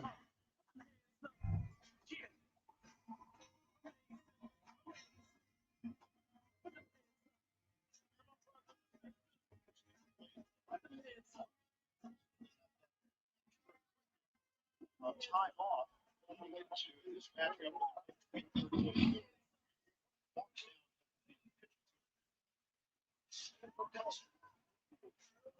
Inside run is right there. The push is on for Arizona to try to finish this season strong. It's one of the things Jonathan Gannon has talked about. Baker perfect for throwing screen passes, bro. It's how many screen passes, man. Like, that ain't hard to do, man. Throwing screen passes is easy, bro. Like, you shouldn't mess that up.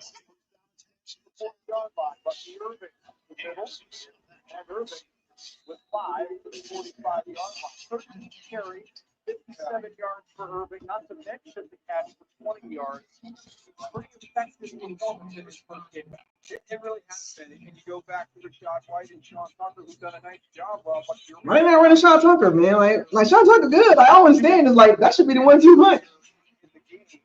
You wonder if there's a number more of a feel thing. I know they felt like they were going to go to the hot hand, once the game started. But, I think that the way that Bucky Irving is, something you hear about him, once he has this opportunity, he was going to make sure that he was the hot hand. Pretty tight end. Mayfield looking for a big shot. Doesn't throw this one away. It's Robinson in hot pursuit of Baker Mayfield with a third spot. Nice little staff right here, Kevin. You mentioned it was sparked by Arizona on the last one. You even walk out, and it was free and out right here to get that football right back to your own. Baker Mayfield. Buccaneers offense looking to something going here. Third down is 5. 6 of 11 today on third down. Who needs to see the game? Four-man rush. Mayfield just puts Campbell in his face. Stepping up, looking deep. A deep shot, and that ball is deflected away. Jalen Thompson had a beat on it, trying to pick it off in front of Sterling Shepard, and a ball into the fourth down. You've got a couple of guys in that same area, right? It's going to be Shimmer and Johnson. You can see they're both going vertical. So they get kind of close together. The one that we had was Chris Godwin kind of coming in the middle of the field. I think Baker's fighting that way, and then he got forward back to the right. Sterling Shepard, really? That's 2 interceptions. Let's show up for ourselves. That's 2 interceptions. From the 13 down there. Amber Johnson down to make the tackle. Jacoby Brissett ready to go back to work for the Cardinals down the road.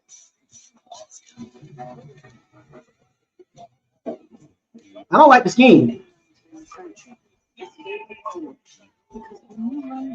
You can push your limits and juggle over 35 trillion complex tasks. The Panthers are giving the Rams a lot of problems.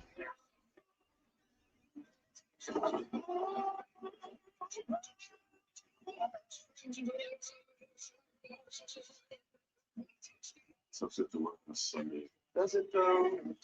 How about dogs? Everyone paid attention. It's quickie time. For Bud Light, which will be a sponsor of the NFL. Chewy order is on the way for everyone who finds anything he puts his nose to this holiday. Mom uses Chewy to save up to 50%, plus new deals all week on gifts at Hunter. Panthers defense is a little scrappy defense, ain't it? The holidays with pets, there's Chewy.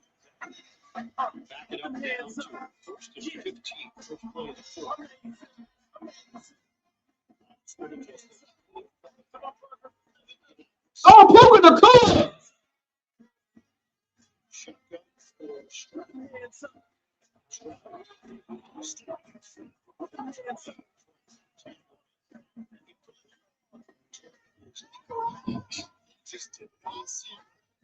I watched CJ Stroud start running as soon as he throws this ball because he realized, oh no, cracks there.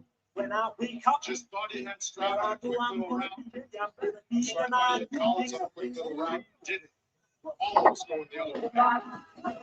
Puka the cool with the crazy catch.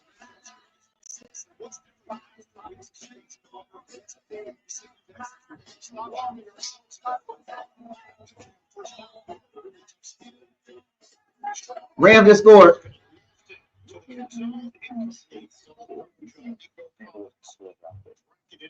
Good game. Rams just scored. Just double coverage. Nothing doing there.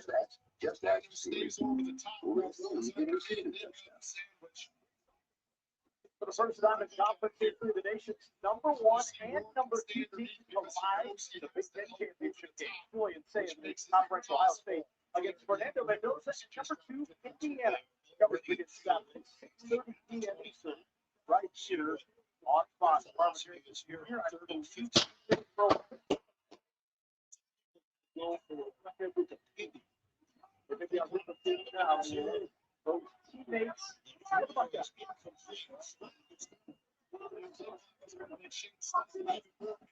First and 10, and nothing for Carter. Not much there. Nothing. A walk to the back to the 10-yard line. Right here. Some stop.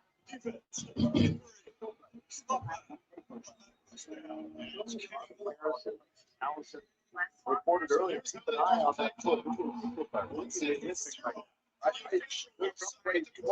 What's all think about Cam Ward? I don't know, man. Cam Ward he look very erratic. Always in a shotgun. Every play calls in a shotgun. That's not good.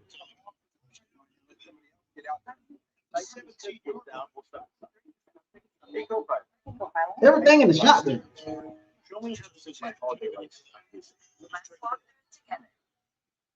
Toy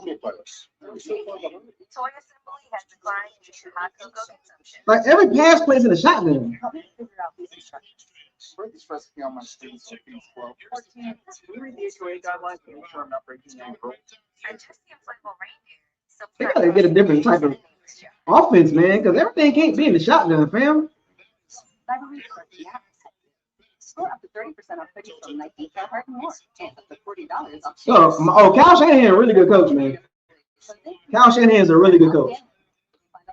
We'll match it. Don't miss every deal that's it.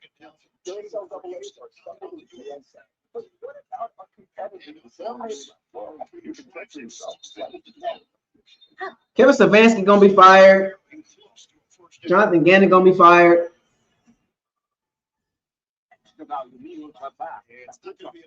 But just 5 games. If the goals are able to hold them to a field goal, this is actually they don't turn into a thousand for their team. Because you go back to that time, and you say we still held up, even though it's against us, even though these calls aren't going our way, we still take Having good visibility with temperature controlled healthcare should be best. Then power.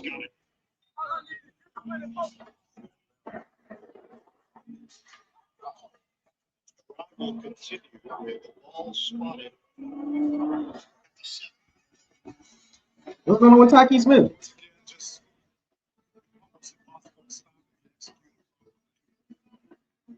No fun to be at the bottom of that pile. Who found it then? Many times. It smells exactly how you smell. That was my next question. How does it smell? Exactly like first and goal for Houston. Nice answer back to this question. Let's go! Shotgun for strike. Fake it and then give it to Collins. Looking to turn it upfield here. Tim walks off under his own car. He's okay for Tampa Bay. The biggest concern is for Arizona's Marvin Cruz. He tried to test it out, Harold, and then went to the sidelines to be looked at again. This is a counter reverse. You're going to see Dan Schultz. Maybe a leader on the field for a play pitch. Good cross to the tight end.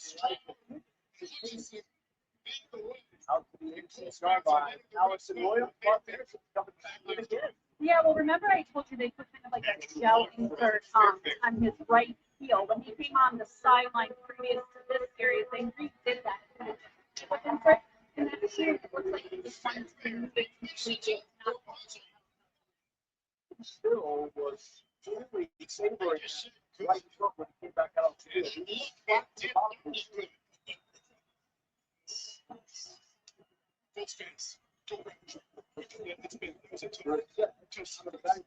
Carter, and Carter's spinning on 3 tackles.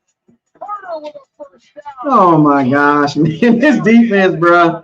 He couldn't bring it down, but Colin had a shot, and so did Dennis.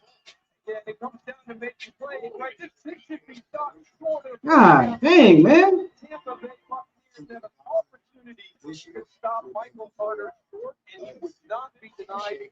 That could end up Missed tackles. a huge play in this game. Especially this right, set it down. Gotta make that tackle, man. But it's the running back forcing him into duty. Four-man rush on first down. It's McBride and the tight end fights his way to the 36-yard line. 6-yard gain. Hassan Reddick. Jacoby's set playing pretty good.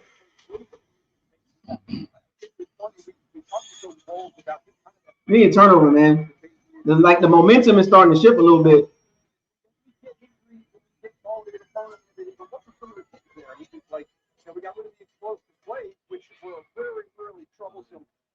The Bucs are not trying to give up the big play, but they're getting carved up a little bit.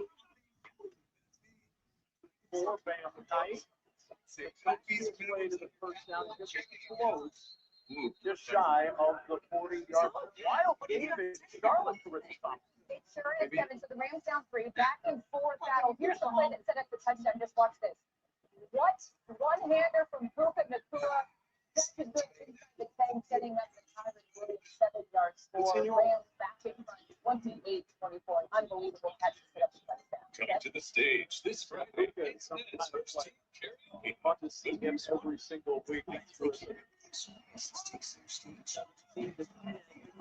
Tampa Bay. Look at me. over the middle for Wilson. Well, and then he can treat Michael Wilson. He thinks that the Buccaneers got the memo that Michael Wilson had that 25 catches for 303 yards the last 2 weeks. And he's welcome here. But both times, this 2 to 3 times that you're trying to get the ball to Michael Wilson, you're going deep. You've got help right there. I mean, we saw the interception when Jacoby Brissett tried to force that one in earlier. Severe diarrhea. So you took that deep shot with the idea that you go for it on 4th and 1. From your own 59-yard line.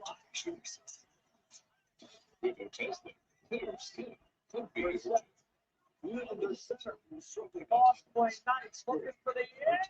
Did he get there? I don't think so. Stop short. Anthony Nelson. The Cardinals are so bad. That play call with Bam Knight. Jonathan Gannon will be fired.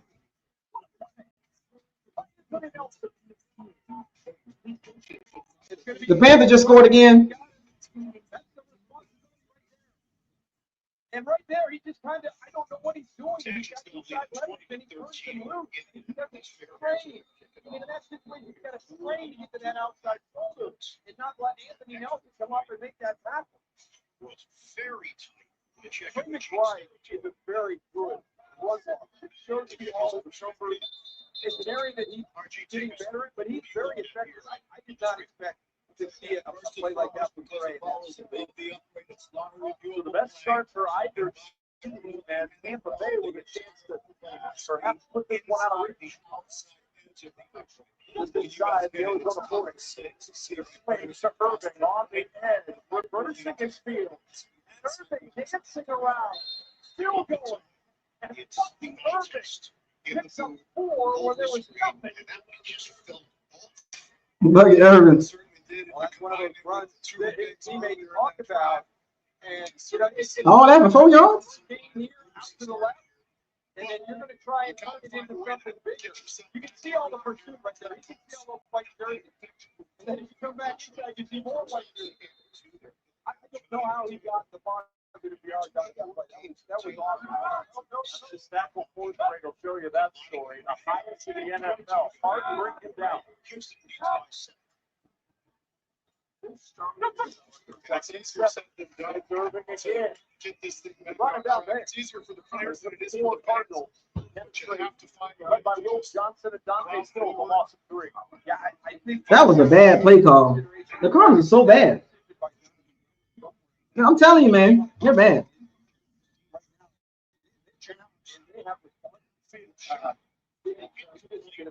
That was Pierce. Well, you're on your side of the field. And we talked about the ebb and flow of this game. When are they going to fire Jonathan Gannon? So 3rd and 10 for Baker Mayfield.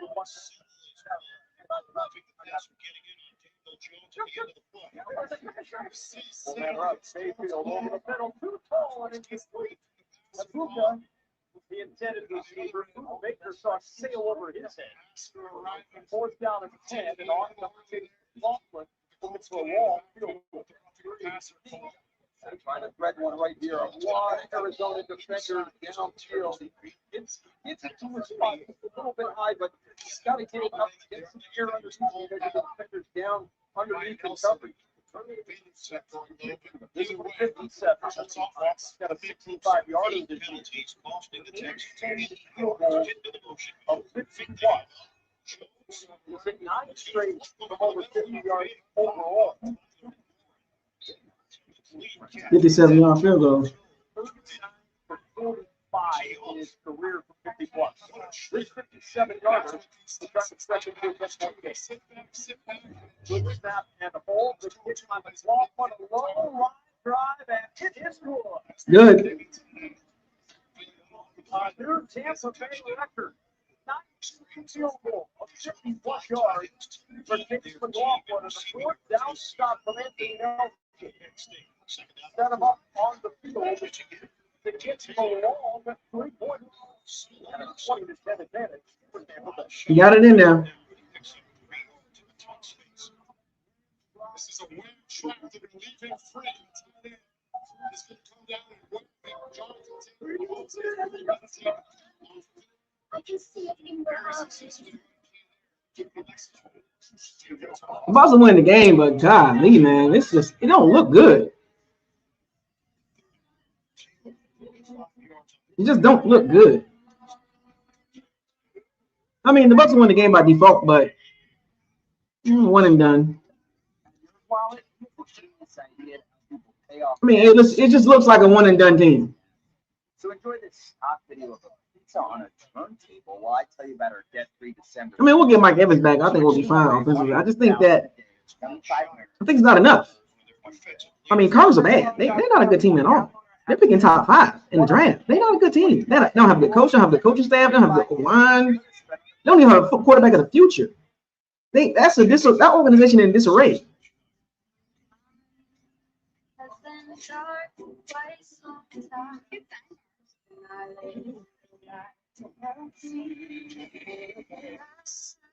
That organization is in disarray. And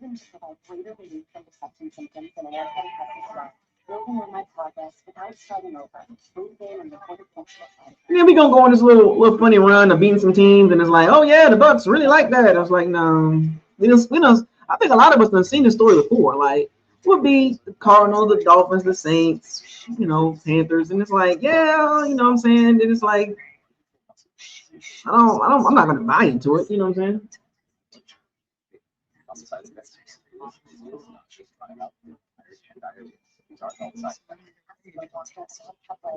You just can't buy into it. It just looks like a one and done team. Like they do good, but it just looks like a one and done team. It doesn't look like they're gonna do a lot.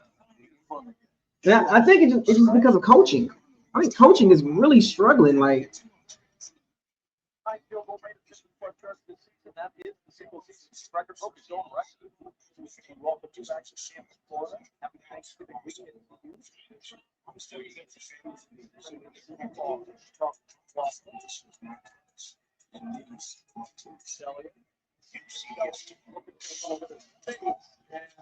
Dallas at the 27-yard line. Sunday, we have a week 14 highlighted by the NFL Oldies rivalry of America's game of the week. It's the Bears and the Packers, historical rivals. In a huge game in the NFC South. That's Sunday right here. On Fox, we'll look at the game. Give your Eric Mammoth game. I mean, I keep saying this. The Cardinals are really bad. They're bad. Like, just watch them play.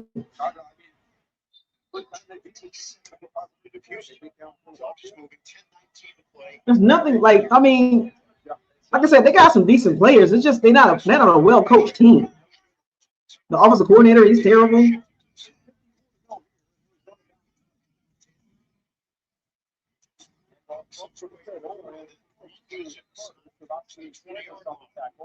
At the 33-yard line, was the weekend with the family and our Fox family. A couple of weeks celebrating Raul. A Fox operator, 29 years old today. Happy birthday, Raul. Dave Crawford, our technical director, he is older than Raul. Happy birthday today. We're not going to use the number. I mean, if it were 67, we use the number, but we're not going.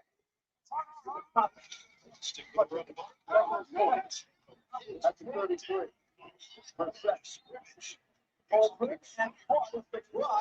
Into Tampa Bay territory and down near the 47-yard line. Pick up the 40 for the tight end of the Brock. Yeah, that's the thing I love about Chris Godwin, because he's getting over on that sideline too, just because of that block against Anthony Nelson on that 4th down. And he wants to be able to get back out on the field and make a play for his team.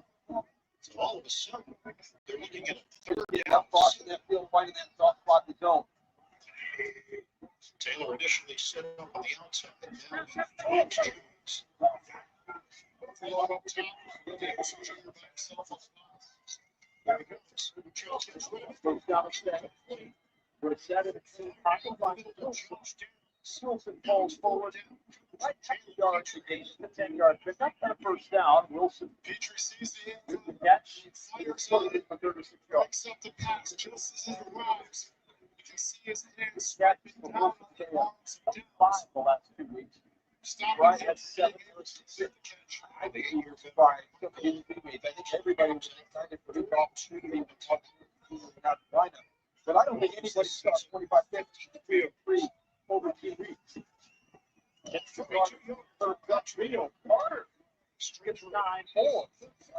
Down to the 20-yard line. That's 99 yards rushing on 22 carries. We talked about it in the open. Is that enough to find the balance? Well, I think he might have 100 if his teammate Xavier Weaver doesn't make it. 39. He got caught in the way right there. Second down. Here's Carter. There's the first down. It's not a number when you talk about the run. It's making sure that you absolutely check it to play it on. So you're not looking for a number. Shador started out good, but he flamed out pretty bad. But that's what we're trying to do. That's how many carries you're doing it. If you're not running it well, if you're running it, that's He flamed out pretty bad. I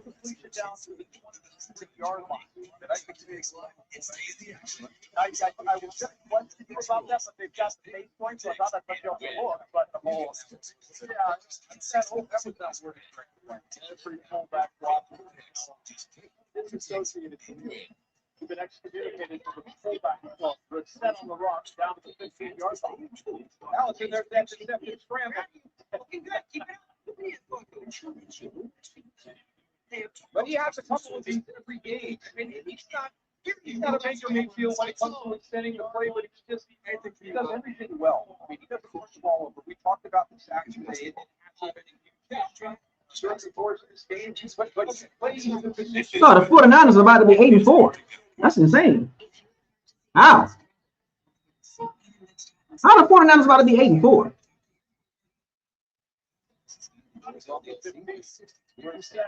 Looking for the end zone, they took away 0 second receiver. Neal was running in. Second down and 10. 5-0 row in the fourth. Desperate to get within 3 with a touchdown. Yeah, I think one of the big things we've been trying to coaches about red zone. Just what is the strategy when you get down there? And to have the chance to visit with my Bulls on that defensive side, and then we talked and then on the offensive side, winning first hit is the big one. So right there, being able to force that incomplete and get him into a second and see the huge jump to the top.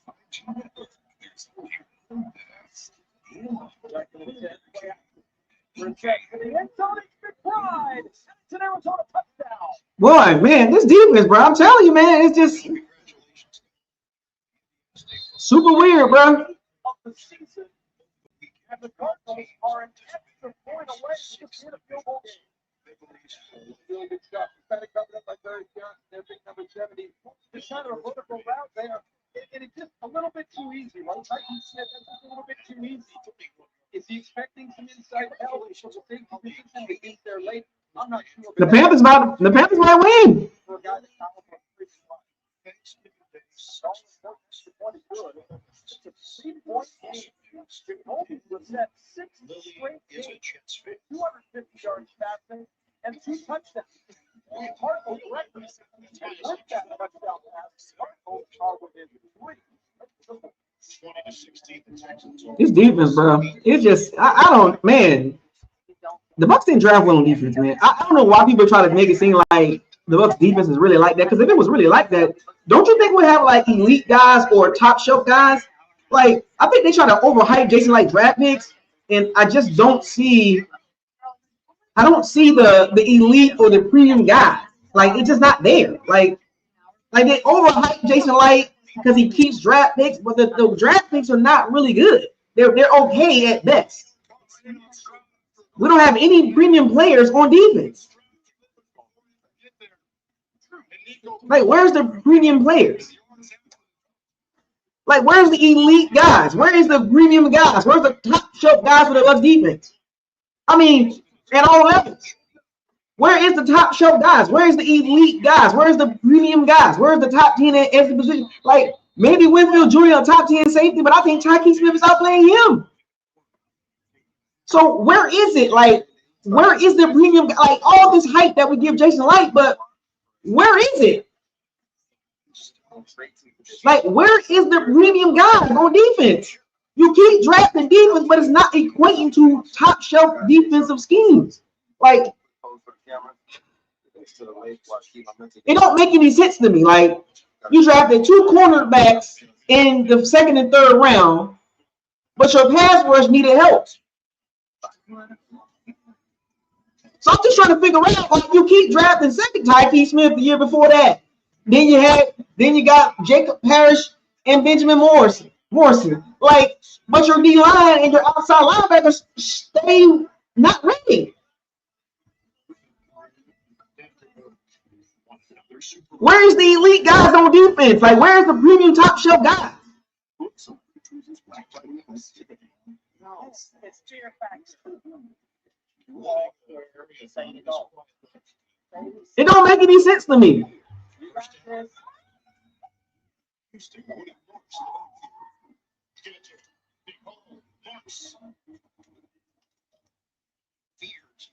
Can anybody explain that to me? I keep praising Jason Light with his draft picks, but the draft picks are really not that. They're not really like that.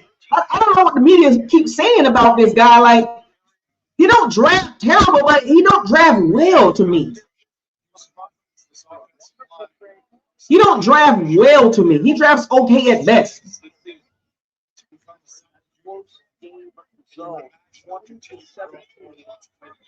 Tampa Bay 5-3 and Arizona will kick it off. Johnson to Victor. Johnson. Oh my! Look at this now. At the 22-yard line, Crawford. A lot of folks here. The Buccaneers are tied for the best record in games decided by 4 points or less. 4-0. Going pushing these situations. They lost all 6 of their games decided by 4 points or less. Keep still right. The second-year Situation where you're tough year and you find ways to win games. And when you're going through a year like Arizona, you seem to find ways, very creative ways to lose games. You saw it differently. Far side official was impressive. On the edge. Well defended by Arizona. The Bucs better get this game, bro. I'm trying to tell you, bro.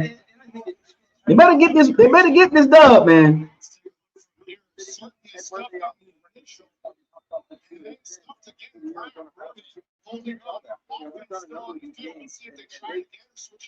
They're gonna grind it out and fight you for the 60 minutes. Can they get into the situation? You just go to the graphic and just see how they found ways to lose instead of winning those opportunities. They have a breakthrough here today. They wasn't during the rest of the season. 7. Off the play phase. Mayfield short. They go for shots and one by 10 shots. You get anything out of that. Will Johnson and Garrett Williams will have a shot at it. He ends up with 5 yards. Yeah, I mean, you're thinking that this is going to be a big hit. Like right here, he's going to catch this. He's not looking downfield, and I don't know how he does that. I don't know how he gets that. Get back upfield vertically, but But the Cardinals cannot tackle.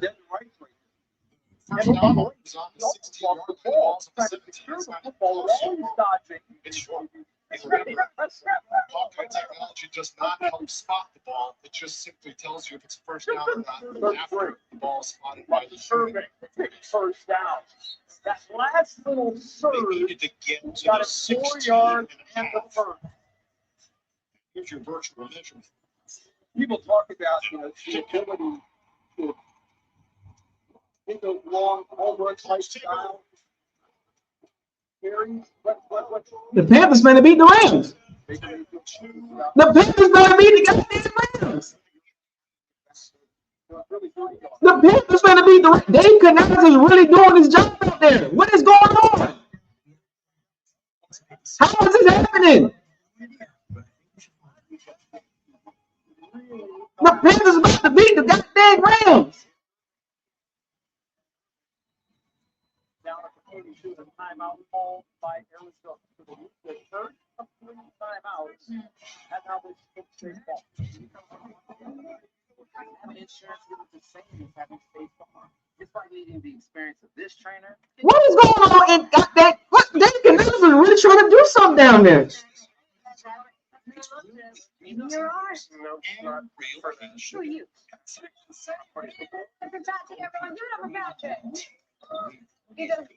I mean, what is Dave Canales doing over there?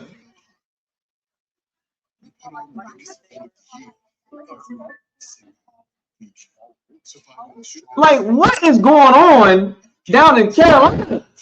Dave Canales got the boys playing. Run game is there. Bryce Young making timely throws. Like, what's happening? They're playing really good. Like, listen to Rams, dog. Like the Dolphins right now.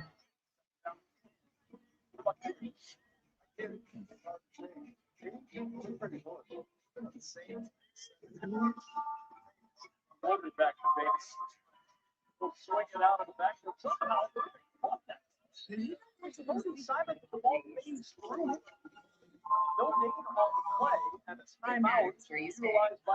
That was a bad play by Baker, boy. That would have been an interception. And Cody Simon's terrible.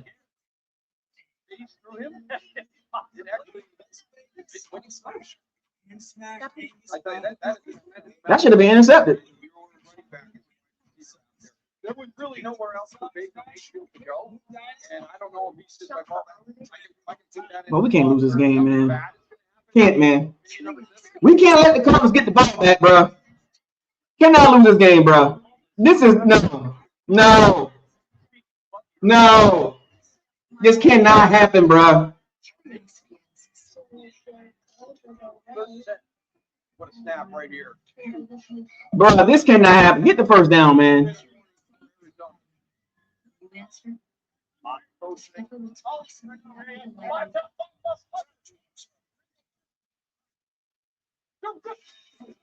Third and 10. Mayfield holds it down. It's going to run. And Mayfield down. Oh my God. Oh no, this is not setting up well for the Bucs, man. This is not setting up well for the Bucs. They knew exactly what Baker was about to do. They knew it. And they was ready for it. They knew it. They freaking knew it. They knew Baker Mayfield was going to try to run the ball. They knew it. The Baker Mayfield was not sure going that far. He didn't want to throw it. They knew it. They freaking knew it. They freaking knew it. They knew exactly what Baker was going to do. Top of the draft, pump fake. I'm going to step up in the pocket and I'm going to run. They knew it.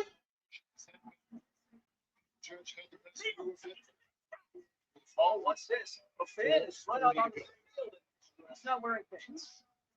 First team gates to take control room century. They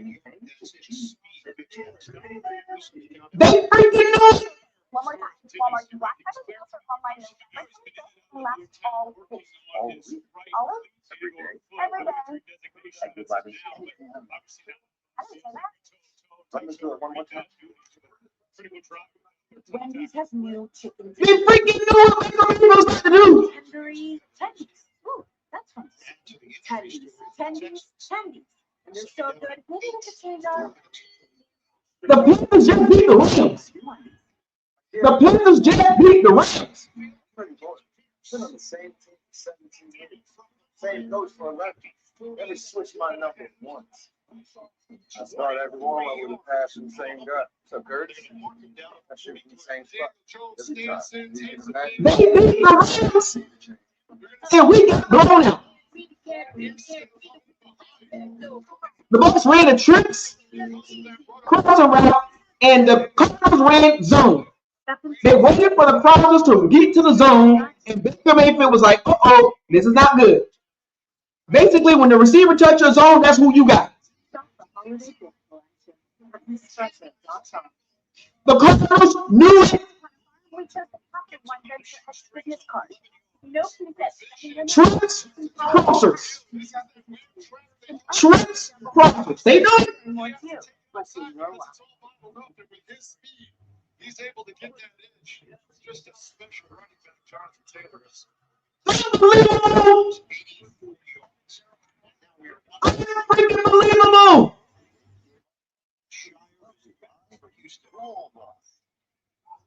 Texans lead 20-16 against the Colts. 2 minutes to go in the fourth quarter in Tampa, Florida, with Daryl Johnson. Carolina, Canada Rams, we welcome the audience watching that game.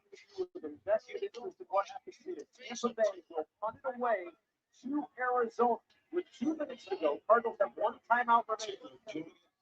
Trying to rally from 3 down. 2 yards after the next one, pedaling to the 5-yard line. And Drake Gordon trying to find some running room and stop at the 10. Terrific punt, terrific coverage from Tampa Bay. The second half recap, touchdown to Tristan Wirfs, and then the 10-0 lead. Then, Bucky Irving going to work to find the end zone for the first time this year. Good punt, man. That was a good punt. Look, the Panthers beat the Rams, and we got blown out.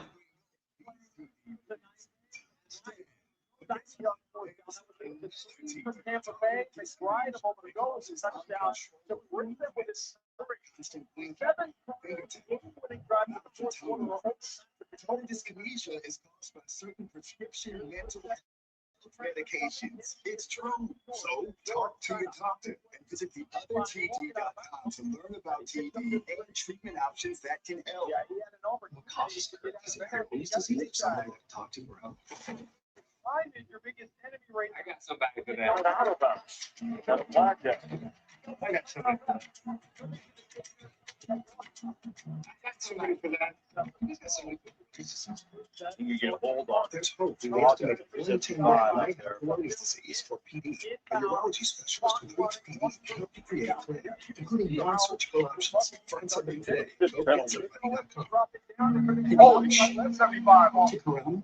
She's not just a place. Quarterback makes us off it. That's drastic. You're perfect position right here. Inside out, you got it locked up, and you see how the quarterback fails. You've already got the 10 spot ball. Stay on lock. It's just a fail.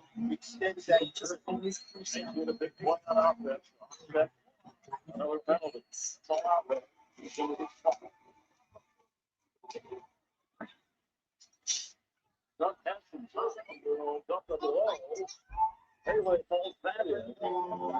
Come on, man. Get the stop, bro.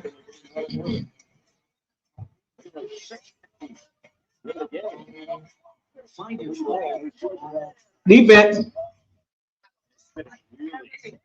Outstanding game. Bro, we escaped that one, bro.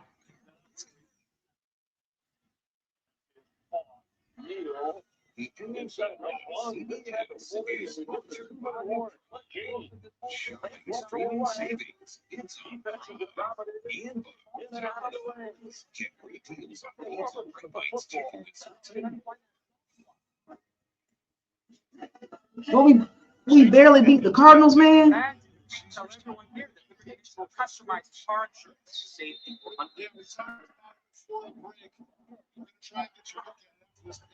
Barely beat the Cardinals, bro.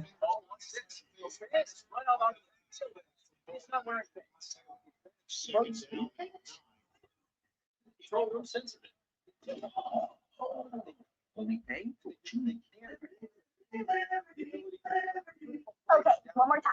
Walmart's Black Friday deals are online November 25th and last all week. All week, All week? every day. Every day. Barely beat the Cardinals, man. I didn't say that.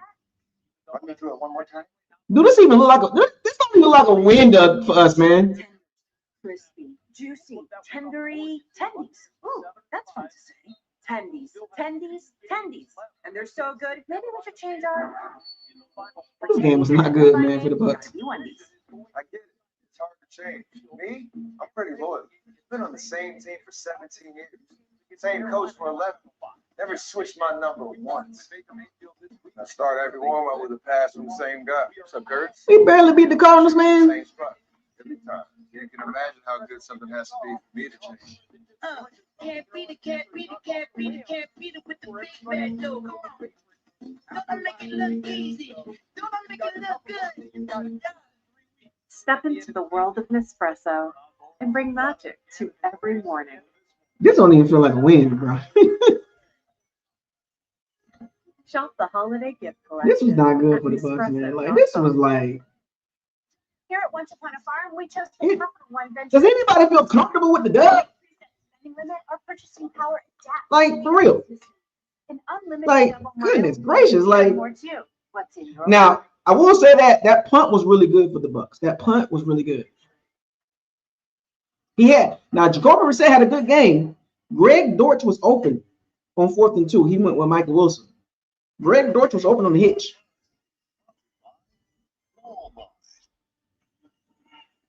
I don't even know how the Bucs gonna get far in the playoffs, man. I don't even know.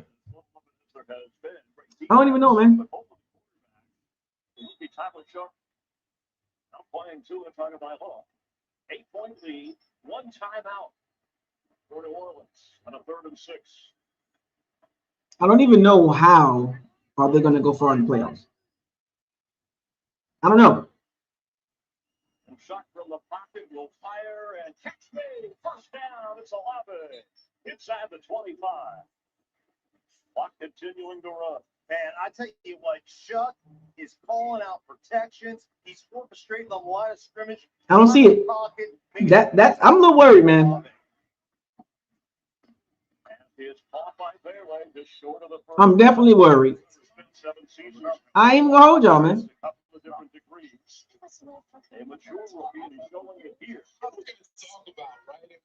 I ain't even gonna hold y'all, dog. Like. In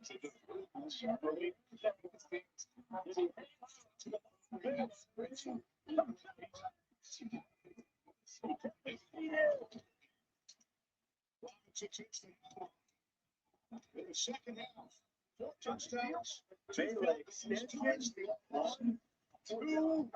He holds on to the chance. We've had some exciting finishes. 47 games with the game scored the final 2 minutes of the fourth overtime. So this defense is bad, bro. Like we escaped. Jacoby Brissett had a good game against us, literally. Like that's a dub, but man, oh man, we still got those same issues, man. Pass defense, lack of pass rush.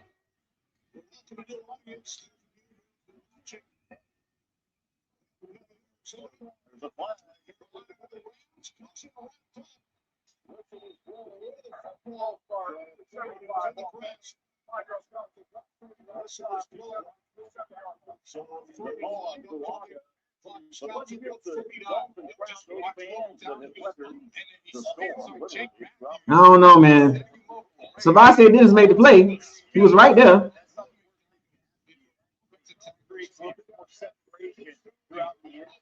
But that had my heart pumping hard, man. But man, it's just, you know what I'm saying? You know what I mean? Like,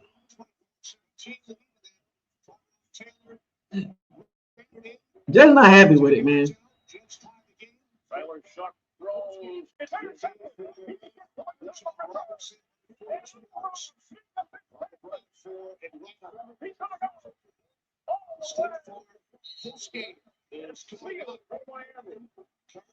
Tampa Bay with wins. 7th of the season for both the Panthers and the Bucs.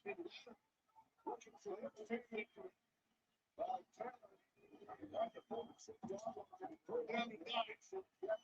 Once it's passed completely out. He's going to have an awesome run right here. They double the long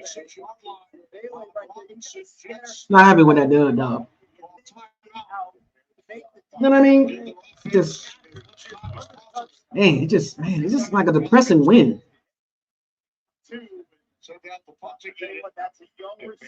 It's a very depressing win.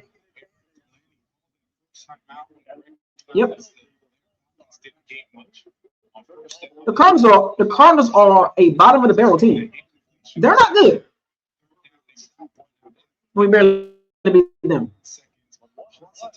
We're more closer to the middle of that than the top half of the NFL. Like, as a Bucs fan, you celebrate the dub, but man, what are we really doing against the big dogs? Like, seriously. I mean, we beat the Texans, we beat the Seahawks and the 49ers, but I think all three of those teams are playing better than the Bucs right now. Like right now. If you put the Bucs up against the Seattle Seahawks, the 49ers, and the Texans right now, do you think the Bucs win all three of those games right now? Do you think the Bucs will beat the 49ers and the Seahawks in the playoffs right now? Like, seriously. Like, I mean, because all three of those teams are playing better than the Bucs. Like, I mean, legit. Like, this is not hating on the Bucs. We're 7-5, but all three of those teams are playing better than the Bucs right now. You know, it's amazing, man, how the season works. We're gonna host a team. We're gonna host a team with a winning record that's gonna be pretty good. I still gotta win in the division, but we're gonna host a team that's gonna have like 10 wins, 11 wins. Yep.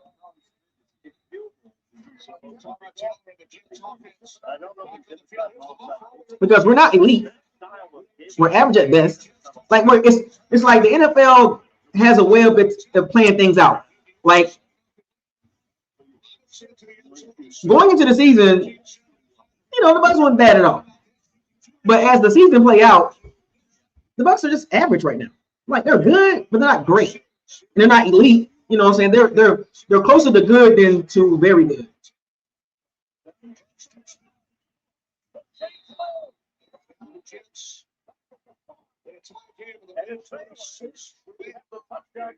They're closer to good than very good or elite.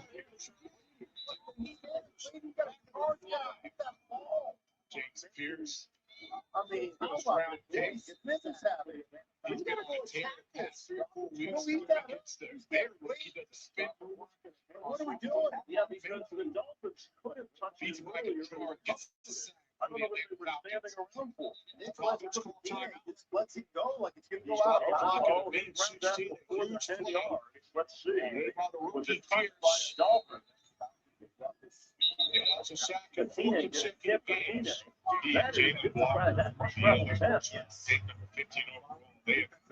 I don't know, man. Like the Bucs are a good team, but not good enough. You know what I'm saying?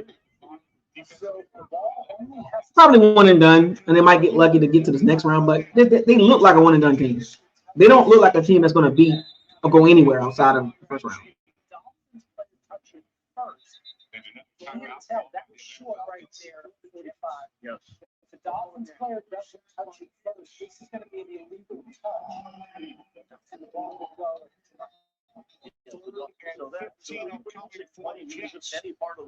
I just don't like it. I just don't like the way the team looks. Now we'll get Mike Evans back, maybe Kalijah Clancy, and J Mac, whatever. But I just don't like the team makeup right now. I just don't like it. It just don't look good enough. You know, it don't look good enough. You know what I'm saying? It looked like one of them situations where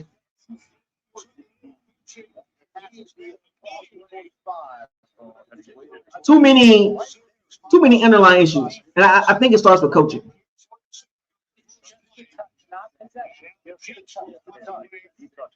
You know, it's too many issues with the defense. Like I said, I think the offense will be fine, but I think if the offense is not working well, we're gonna lose against good teams. Because if the Cardinals were good, that was a winnable game for them. Like, you get what I'm saying? If the Cardinals was good, that was a winnable game. Like, come on, man. Like we just talking football. Like, we got the dub. We got the dub. Congratulations. But my gosh, man, like, you know what I'm saying? Like, ugh. A little rough around the edges, huh?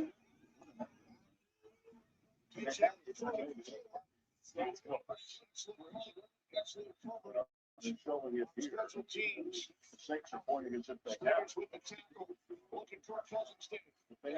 looks a little rough for the Bucs, man. I mean, it's hard to really give anything.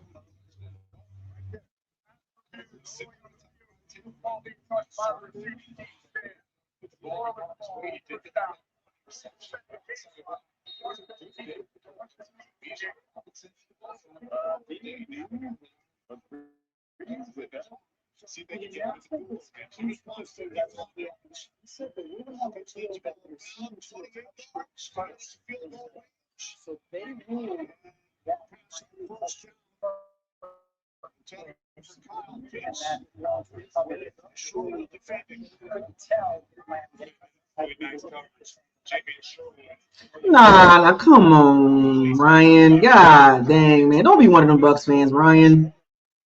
You see what I'm saying? Like, this is why some Bucs fans amazes me when other teams win. They try to downplay the team win and big up the Bucs. Like, stop doing that.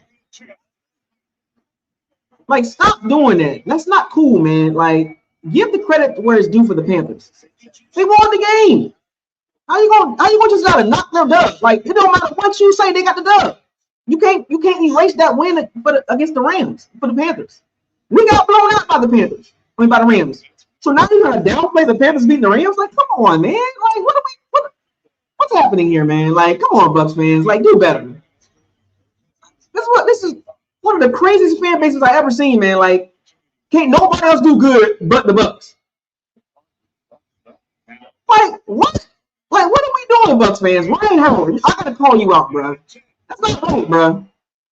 You try to discredit the Panthers getting the dub against the Rams, the same team that blew the Bucs out? You going to downplay the Panthers? Jesus Christ.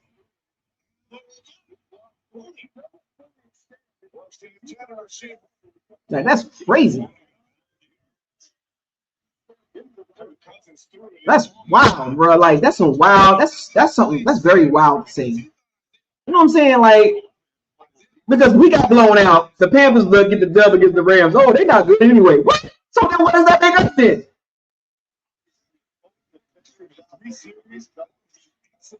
So if the Panthers not that good and they beat the Rams, they beat the Rams, then what does that make us? And they're not good.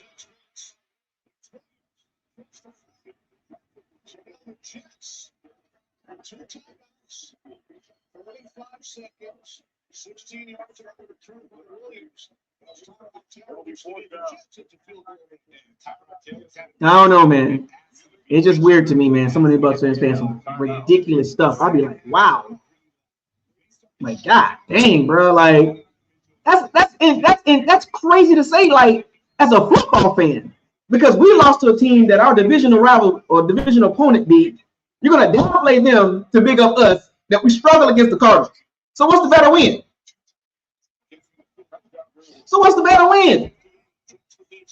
Us beating the Cardinals or the Panthers beating the Rams? Nobody had them winning.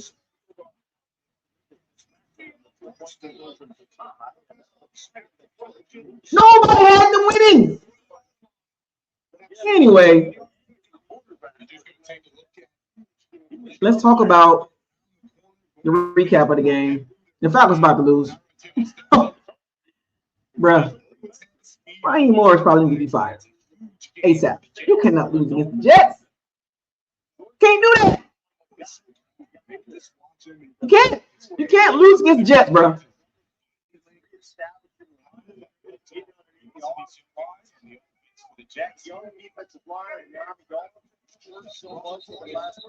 Yeah, no logic in that take, man. That's just hating. That's all. Like, Bucs fans don't like to see everybody else win. They don't like that. They don't like that. They don't like it at all. Like, oh, hey, they won, but they suck. What? It don't matter if they suck or not, but they beat the team that we got blown out by. We got blown out by the Rams. Wasn't even close. Like, what's happening here? Like, Ryan, you okay? Are you a football fan or are you a Bucs fan? It's kind of a reckless thing to say, man. It's very reckless if you say that.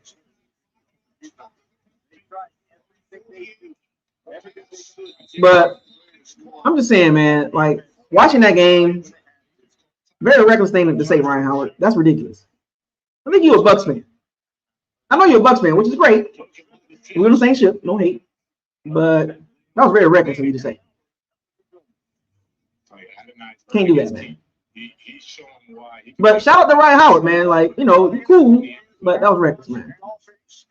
Like, that was asinine to say something like that. No, they were at home. Son of a freak, what? They supposed to win the game. There was nobody. Go back and look at everybody when it came to the Rams and Panthers. Nobody picked the Panthers.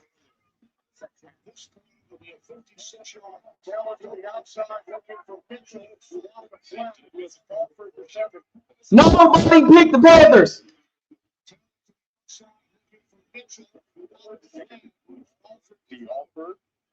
Stop being that, man.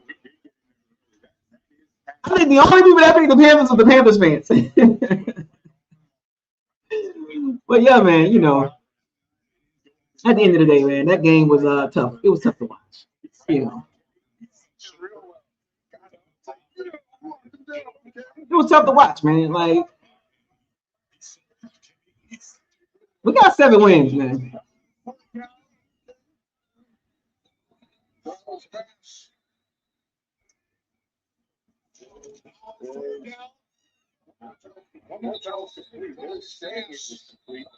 I felt like it hit the ground. Let's see. Oh no! You can route it. It's off the 33. Double catch. Let's see. The Jets have called their final time out of the half. And it's first down. Let's 12 seconds. I mean, it was all over the Rams, bro. The Rams are the best team. The Rams going in the championship game. Rams going Super Bowl. Panthers beat them. Oh, so what? They beat the Rams, but they were at home. What? Boy, you reaching hard, boy. You reaching hard, boy. My boy. My boy. My boy, you're reaching hard there, my boy. Raheem, boy. Raheem about to get fired, bro. So what did y'all like about the game? Let's get back to the game. Like, what did y'all like about the game? Did anything about the game that stood out that the Bucs did well? Offensively, you know, that was mucky. Bucky Irvin made a difference. You know what I'm saying? Mecca had some good catches. Chris Godwin had some good catches.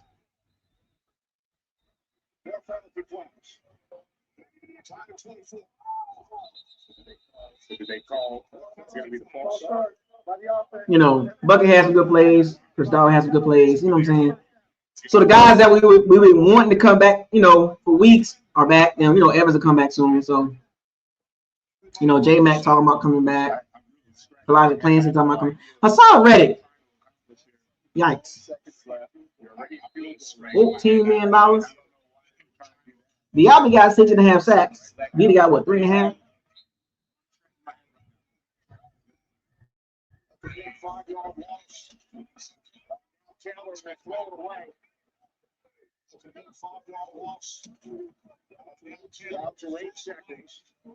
So, prior to the penalty, line of scrimmage was the 33.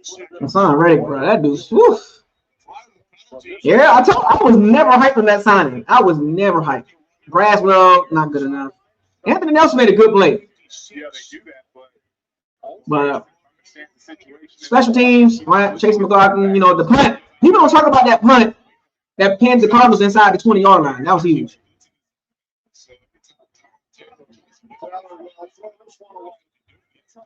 Here comes Nick Folk.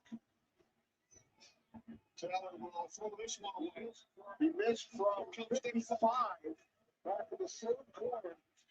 His first miss of 8 times this season. This will be a 56-yard penalty. Talking about this.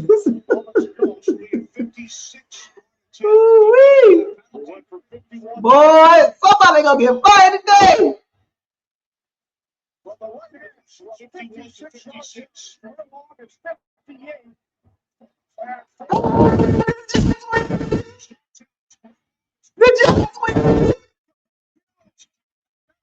Oh boy, the Falcons. Oh, and they got Rams got the Falcons pick. First place pick. This is not looking good, bro. Raheem Morris, bro. I wish you well, bro. But that's bad. That's bad. You lost to the Jets? The Jets? Ooh.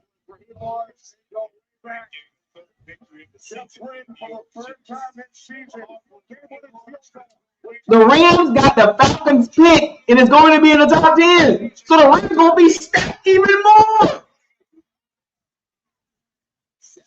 And the funny thing about that, the Rams can do whatever they want with that pick because they're going to have 2 first-round picks. They can literally trade that and get more picks. Oh.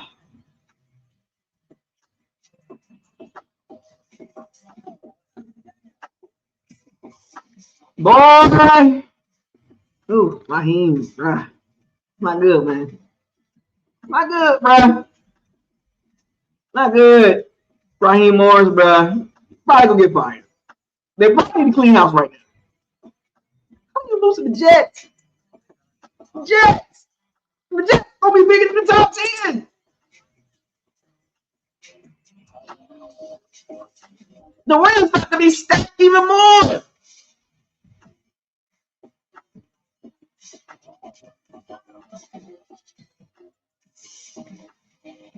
The Rams can trade that top 10 pick and go back and collect a second and a third and another first. They'll still have 2 firsts. They can take the rank. They can take the Falcons pick 7, and go back to 10 or 11 and still have 2 first-round picks. Pick up another second rounder this year or next year. Like, what are we doing here? Yeah, I think Raheem Morris needs to be a coordinator. He's not built for a head coach, bro.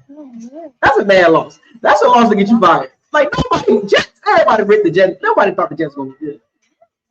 But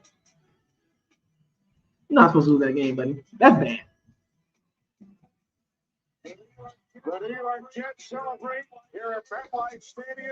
That's bad. That's terrible for the Falcons, man. That is terrible.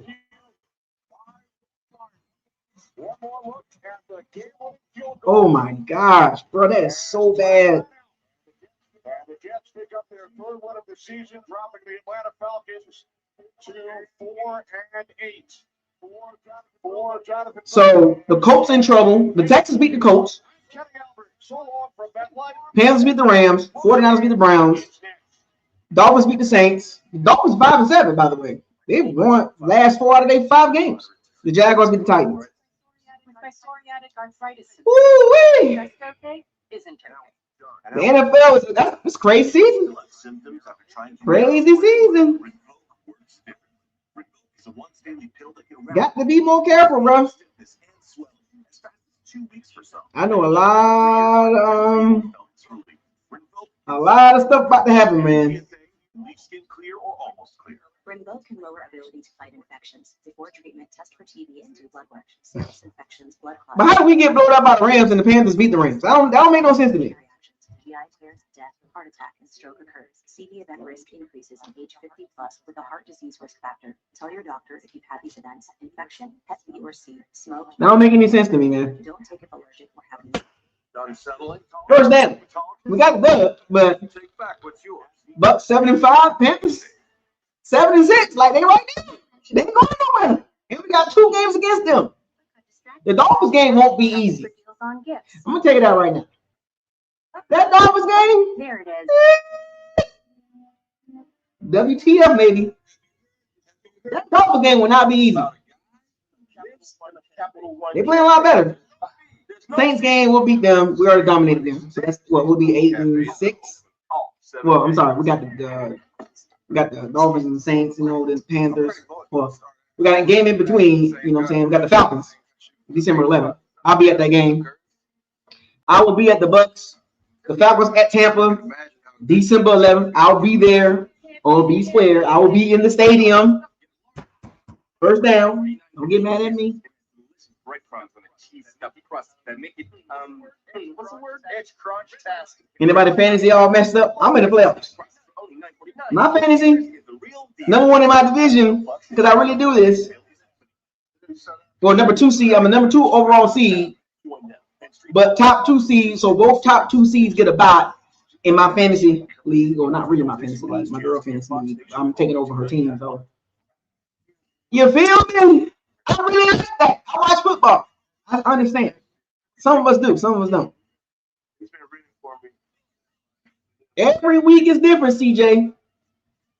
Every week is different. Liam Cohen. Shout out to Duval. Shout out to Liam Cohen. He got the Jacksonville Jaguars 8-4. Say what you want, but man, hold up. Oh, it's a good game it was, Matthew. Say what you want about Liam Cohen. Oh, he should have been with the Bucs OC. They don't care about none of that. He a head coach. And they 8-4 with a terrible quarterback in Trevor Lawrence. Trevor Lawrence is not good. And they still 8-4. I told you, coaching matters. The Jacksonville Jaguars are not good. Last year, the Jaguars was not good. 43-yard score. Carolina 31-28. 2 minutes left in the game. Stafford back. Fumbles the football. DJ Warner recovers the mark. You're not good. Liam Cohen inserts Liam Cohen, new GM. They know each other from the McVay tree.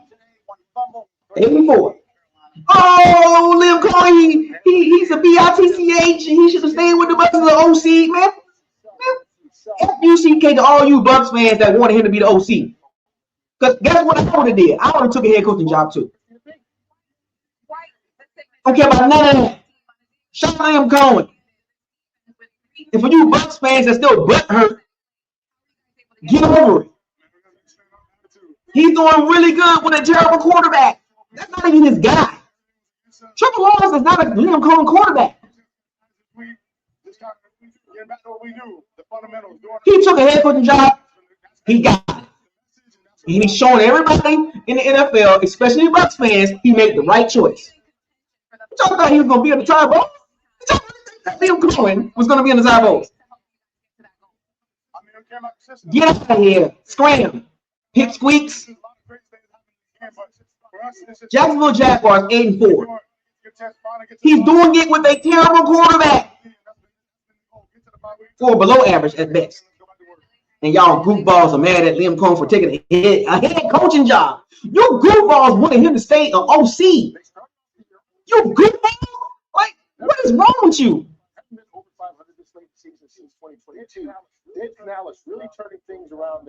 You wanted this man to stay the OC on the top bowls?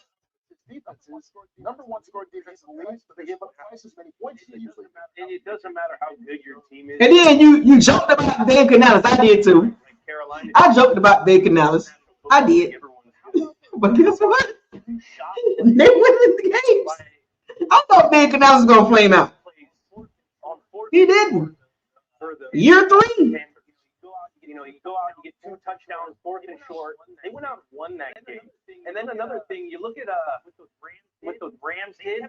They kept on running the ball. They had a bunch. They had 2 running backs over 70 yards. And to go out and continue to throw the ball when they had control of the game, running the ball, that was tough to see. So I bet you Sean McVay looks back on. Interesting, man. Interesting. Running the ball in a weather game. I guarantee you, the Rams will be on that plane going, we played a team that's a lot better than we thought we showed up. I know the whole West Coast, the East Coast, the plan. I'm just saying, man. Dave Canales and Liam Cohen, they doing something. They doing something. And the thing about it, I'll say this. I think a lot of you agree with me when I say this. The Bucs are more talented than the Panthers. So Dave Canales is doing a lot more with a lot less. And Todd Bowles is not doing enough with much more. No one's breaking stride on any of those catches right there for touchdowns. So I think Carolina, these guys, they can taste it. They want to get in the playoffs. They want to give themselves a legit chance. And today was an eye-opener for not just the Rams, but for everybody around the league. And for the NFC South, Carolina started the day just a half game behind the Tampa Bay Buccaneers, and the Buccaneers found themselves in a dogfight. A dogfight against the freaking Cardinals? That's not Coach Young Group. That's Simeon Wright going into the Bucs ring. We barely got that dub, man. One back set, turn around, find your work. Barely. Hey, man. All I'm saying, man. Y'all can clown Dave Canales. I was on Dave Canales. I was like, hey, Dave Canales, da. But guess what? I'm doing something. Wasn't the best he's been all season, but he's good enough to get a victory. And the conversation afterwards with Allison Williams.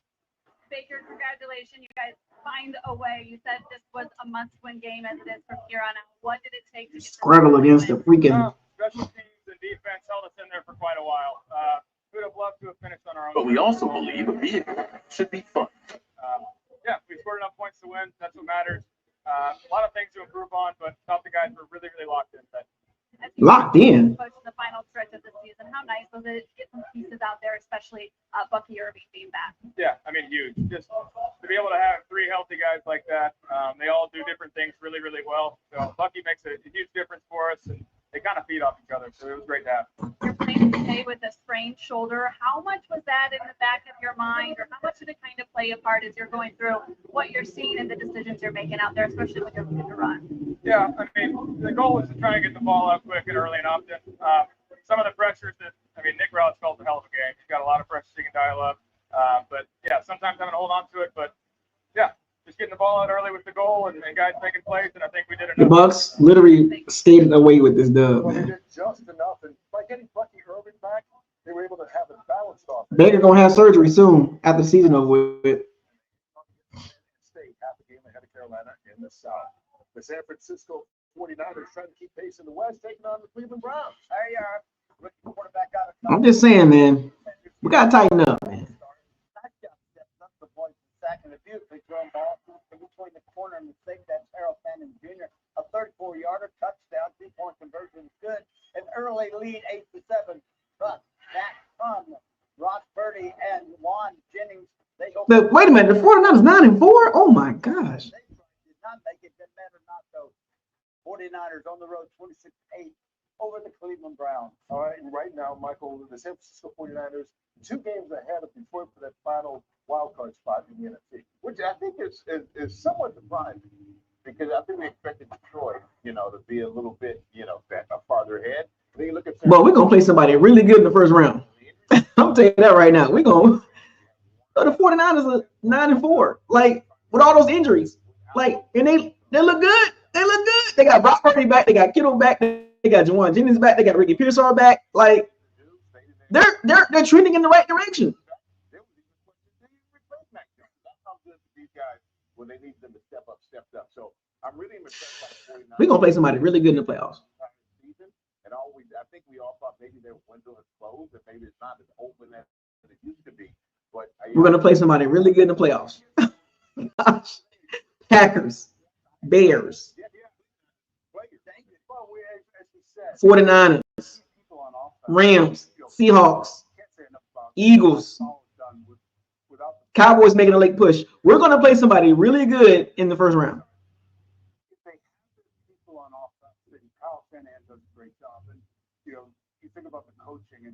Robert Saleh, good DC.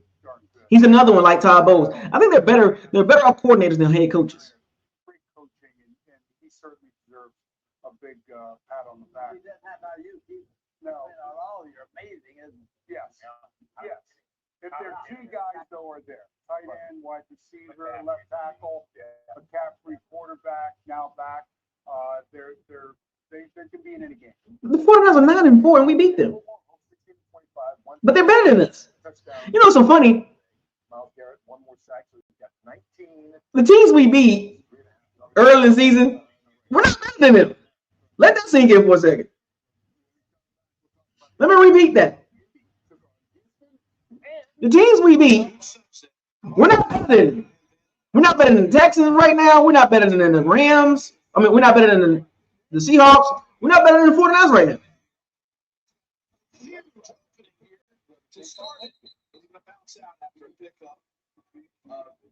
Sorry, folks. This is the truth. I think the problem is, too, is the upper echelon of teams we're just not going to compete well against. They got better coaches, better coaching staff, better players. Robert Saleh can coach defense. He can coach some defense. But I'm sorry, Bucs fans. Yeah, we beat the 49ers. You know, we got that dub, but you think we're better than them right now? No, we're going to play a really good team in the first round, folks. Do y'all understand this? There's a possibility that we can play Dan Campbell, Kyle Shanahan, Sean McVay, Mike McDonald, Matt LaFleur, Ben Johnson. One of those teams we played in the first round. One of those teams, even the Eagles, but the Eagles they're gonna win the division unless the Cowboys win out. And if we play the Cowboys in the first round, they're offensively they're just gonna destroy our defense. You missed 100%. So who are we going to beat in the playoffs? Let that sink in. You do not want to miss whole Cyber Days. Sunday through Monday, get up to 50% off gifts for everyone on Who are we going to beat in the first round from a coaching perspective? Not talking about roster, just who's going to put together a better overall game plan. Let me run that coaching line down one more time. In the first round, we're going to play because we're going to the playoffs. I don't care what nobody say. We're going to the playoffs. Kyle Shanahan, Sean McVay, Dan Campbell, Ben Johnson, Matt LaFleur, Mike McDonald. Who we beating? Just from a coaching perspective. I'm not talking about the team. Just from a coach. Is Todd Bowles better than any one of those guys?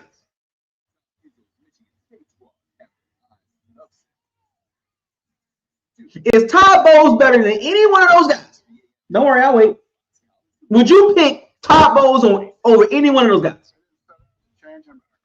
I'm not talking about the roster. I'm just talking about straight up coaching. So I'm just giving y'all some perspective here. We're a good team, but we have a ceiling. Todd Bowles. And I'm gonna say this again. Todd Bowles has a ceiling. We barely beat the Cardinals. A team that will be picking in the top 5. That will have a coach fight.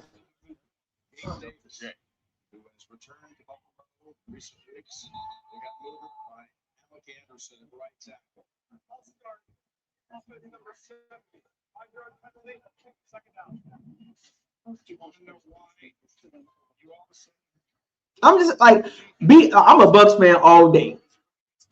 But can you really pick Todd Bowles over those guys I just named right now? In a do or die, win or lose, go home. Win or go, keep going, lose or go home. One game elimination. Are you taking Todd Bowles over Mike McDonald this year?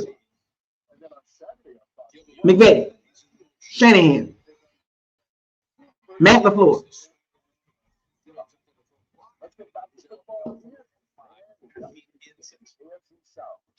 Kyle Shanahan, Ben Johnson, Dan Campbell.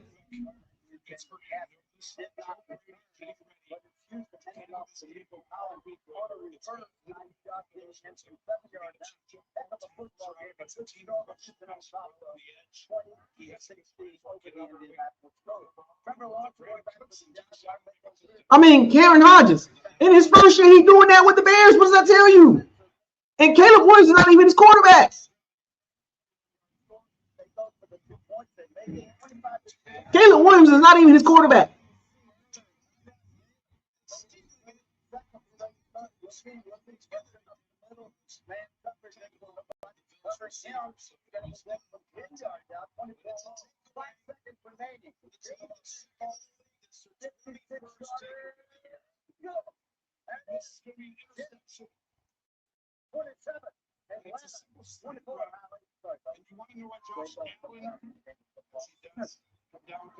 Miami threw it to the touchdown after teams know that they can sit on routes with 7-8 Great job by Pittsburgh being aware.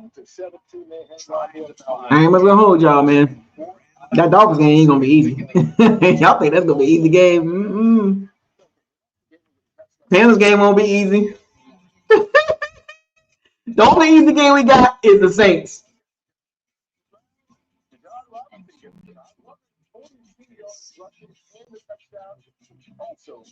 Cameron Hodges, come on, man. It's Ben Johnson. He's running his scheme. The scheme. What you mean they got no tape on Ben Johnson? Go to Detroit. The tape is there, buddy. Like, all right, Cameron, don't do that. The Bears were not good last year, Cameron. Don't be a goofball. The Bears were terrible last year with Matt Eberflus. Enter Ben Johnson in his scheme from Detroit. You see, look at Detroit right now. Come on, Cameron. Don't be that Bucs fan. Don't be like Ryan Howard, whatever. You know, don't be that Bucs fan. Don't do that. The Bears were terrible last year. Do you understand that part, Cameron? Oh well, you know, they ain't got no tape on Ben Johnson's scheme. What? The scheme is Detroit's scheme, man. Like, what you mean they ain't got no tape? Just go pop on the Detroit tape. Look at Detroit offense this year. Come on, Cameron. Do better, man. I can't let you Bucs fans do that. I am not letting no Bucs fan discredit other teams that are doing good with first-year coaches. Not doing it. You're not getting away with it. You can't keep getting away with it. I will check a Bucs fan so fast. I am not letting you do that. We're going to be fine. As a Bucs team, we're going to be fine. We're going to go to the playoffs. We're going to play somebody really good. But I will not let you discredit Mike Vrabel, Ben Johnson, Liam Cohen. I'm not letting you do it. I'm not letting you do it.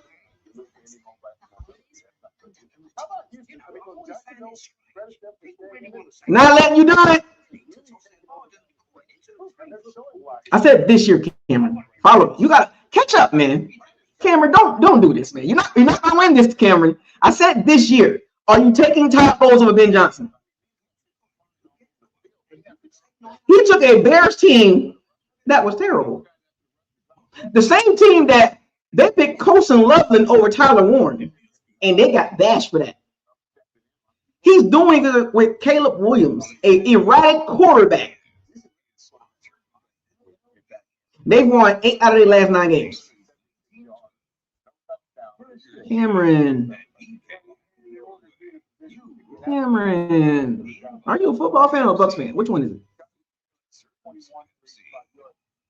Come on, Cameron. Look, the beautiful thing about Buckle Soccer, I watch all the teams. I understand what they're doing. I understand where they were and where they are at now. I'm talking right now, this season. Really, Cameron? Oh, I'm taking top bowls over Ben Johnson right now. What? You watch the Bucs team and you watch the Bears team. Who's playing better?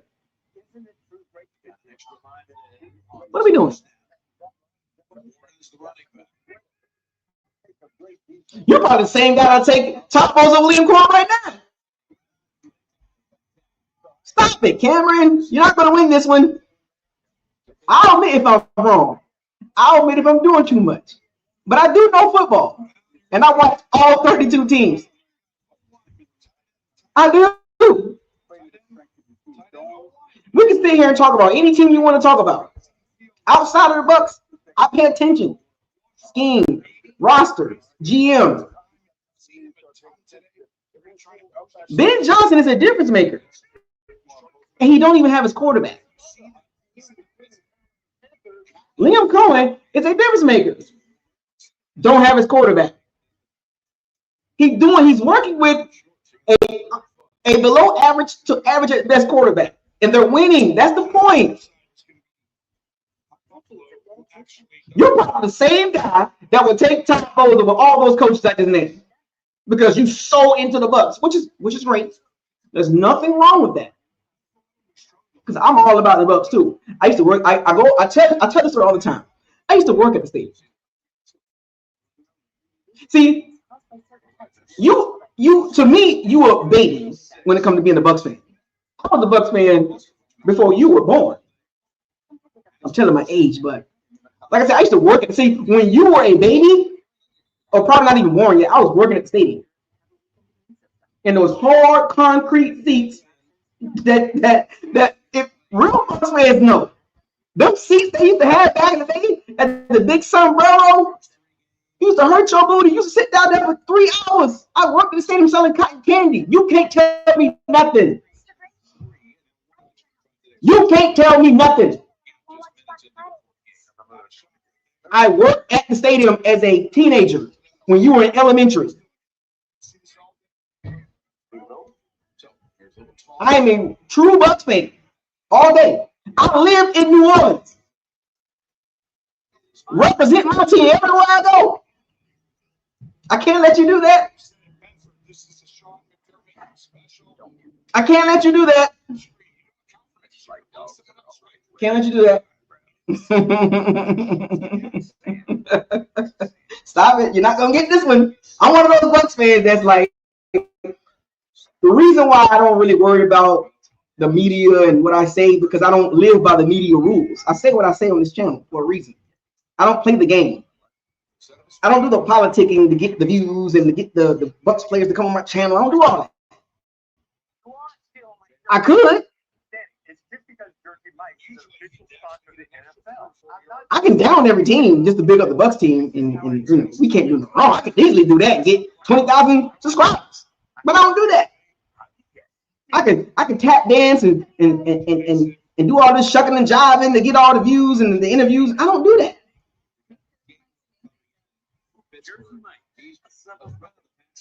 Why do that? I like to keep it real. You know what I'm saying? I'm talking about this season. I don't live in the past. Right now, you're probably the same guy that would probably say the Bucs playing better than the 49ers. The Bucs playing better than the Seahawks. You're probably one of those guys. It don't matter how the Bucs playing. Nobody playing better than the Bucs. Yep, we beat the 49ers. We beat the Seahawks.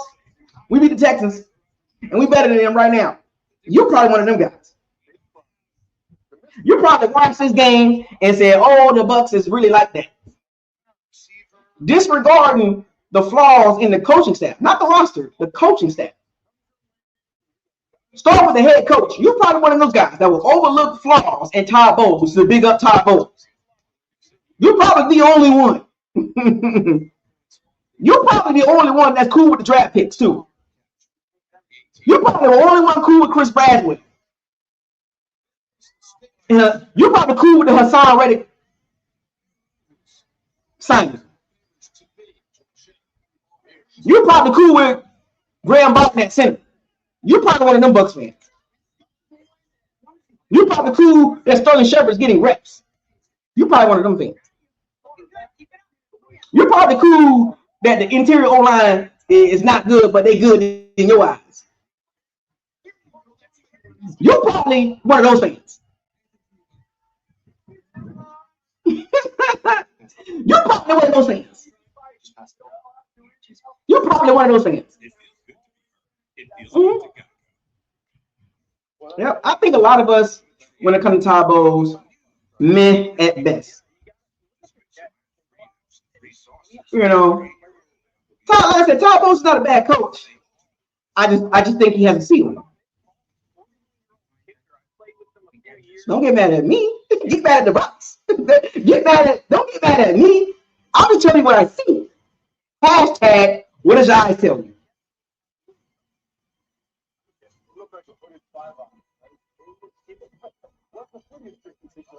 Don't get mad at me. The Bucs didn't play well. That's not me.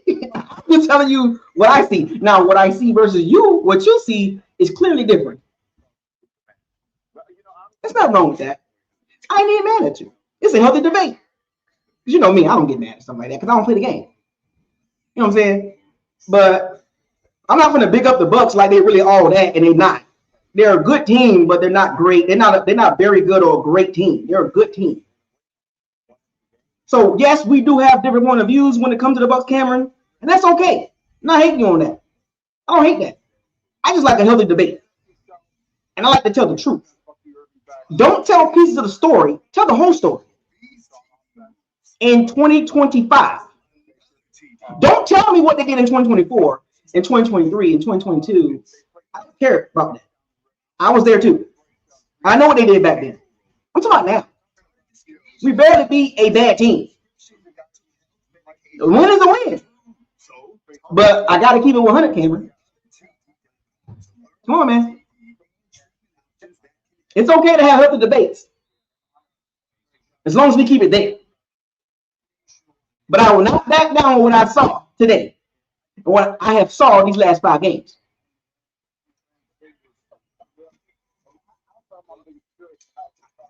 You know, I haven't been doing it. I've been doing this channel for about 7 years. So it's not like I just be talking. I don't be on here just talking. Because if it was that easy, you can do the channel. You can make a channel and do the same thing. If I'm on here just talking, the Bucs will be fine. Let's get that straight. But we're going to play somebody good in the playoffs. I'll tell you that much. We're going to play one of those teams that we probably beat early in the season that are playing better than the Bucs right now. 49ers, Seahawks. And when it comes to personnel, they have the better coach and GM and roster or coaching staff. But I told y'all at the beginning of the season, I don't care about the offense. I literally told y'all this. I told y'all I don't care about the offense. Oh, come on, Buckles Locker. We really like that. All right. We going 13-4. Okay. Okay. All right.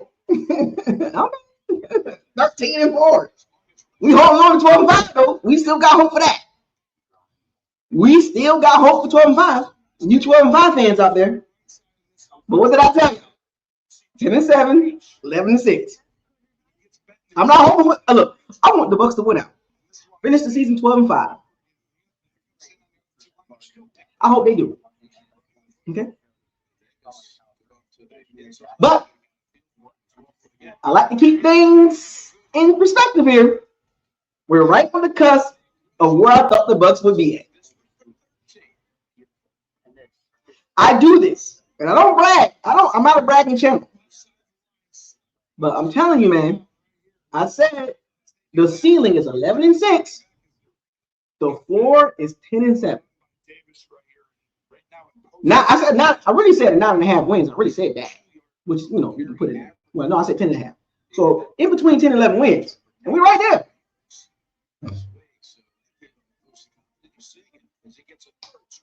I watched the Bucs, man. I saw this in preseason. But defense. Did you see the pass defense rankings? Pass defense, bottom 7. What, 25th in the NFL? Like, once again, all the Bucs can stop the run. I don't care.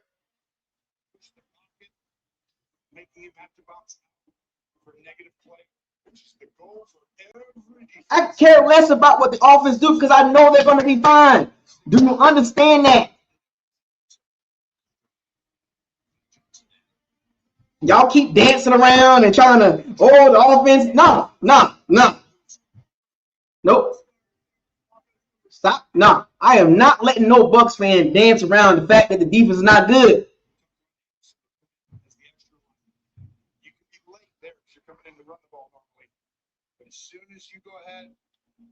Go back and watch my video before the season started. What did I say?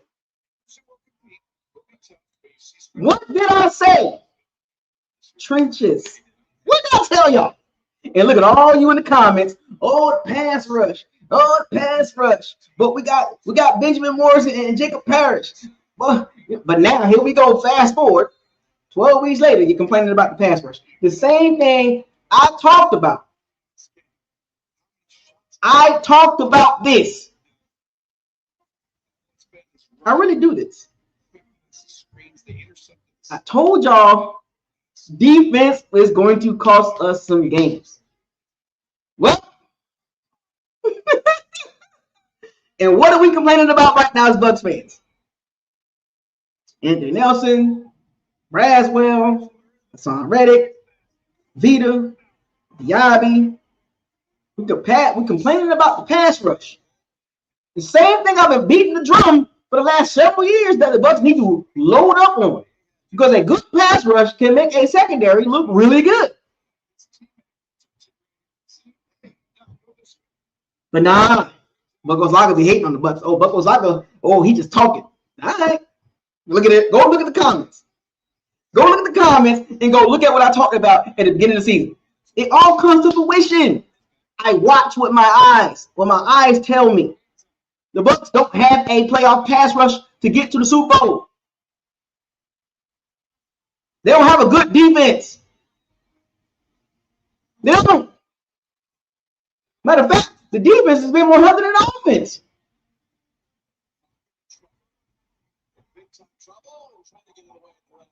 With the incompletion in the direction of Johnson. But again, it was perfect, wreaking havoc in the backfield. You're right about Herbig, but watch. I mean, I watched the contract. Was anybody hyped about Zion getting a 3-year, $48 million contract? Anybody hyped about that? Some of you were. Not me. He was struggling against Marvin Harrison today with a bad heel.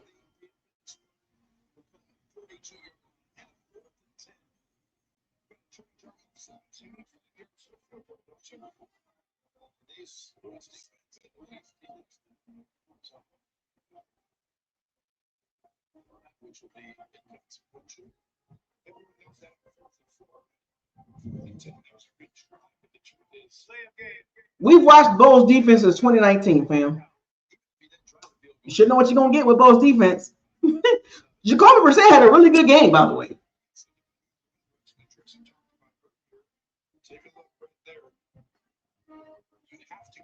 We saw Zion last week, but he got the contract. That's a terrible contract. It's not going to age well. I said that, and I'm standing on that. That's going to be the same situation we were in with Carlton Davis, Seatbelt Davis. It's going to be the same situation we were in with Jamel Dean. Jamel Dean go. He ain't coming back.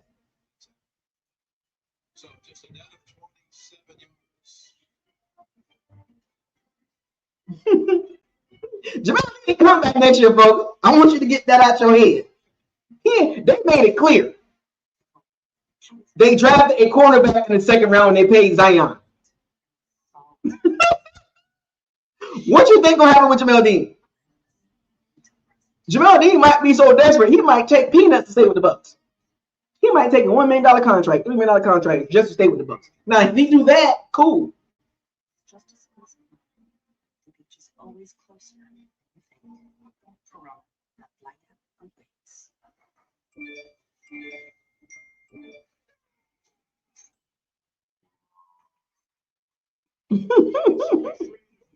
Seatbelt Davis. Remember now, both of them got 3-year deals.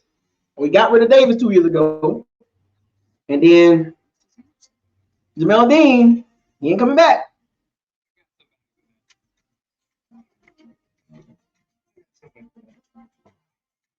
And we drafted a cornerback in the second round who was injury prone.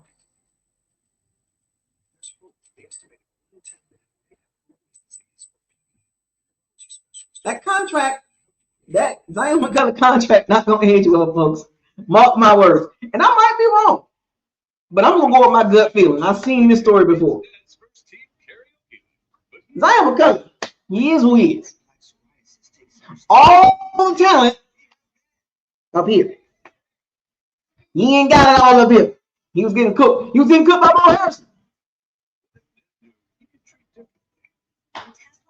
But hey, I'm not putting my money on Zion McCullough in the playoffs. Look, Jacob Parrish, I don't really think they should play him on the outside. Tyree Smith and Winfield Jr., the same player. They are literally the same player. No compliment each other. If you take Winfield Jr. out and put Tyree Smith there and get a big safety,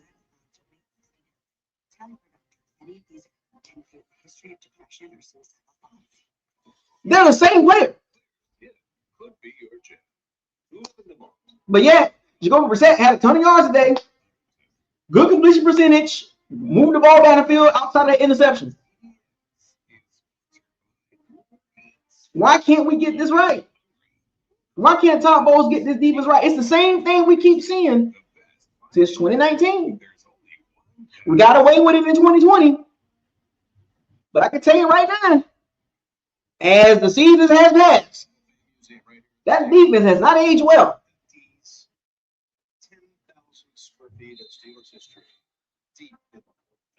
Y'all watched the game today. Jacoby Brissett. Say, what is happening? That was a winnable, like, you would think by looking at the score, those teams are pretty evenly matched, right? If that's the case, let me ask y'all this question. Watching that game today, how close are the rosters? Were they pretty evenly matched? It's worth repeating. The fact they go through all these seasons without a losing record and predate Mike by a couple of years. They're at 21. The critical power started it, and the Cowboys, though, Tom Landry had 21. I'm just saying, folks. Were they pretty evenly matched? Imagine, the Cardinals are a bottom of the barrel team with a bottom of the barrel coaching staff that will get fired. That entire coaching staff will get fired, in my personal opinion. I don't believe they will be fired. We played a team with a coach, a dead man walking.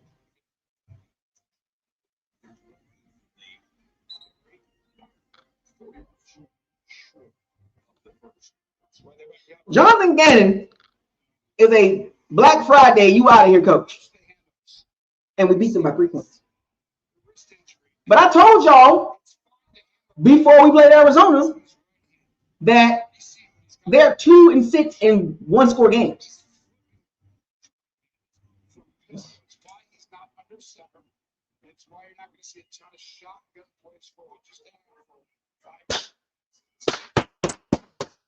Bucs will be all right, but we got some work to do. Let me tell you that right now. We got some work to do, man.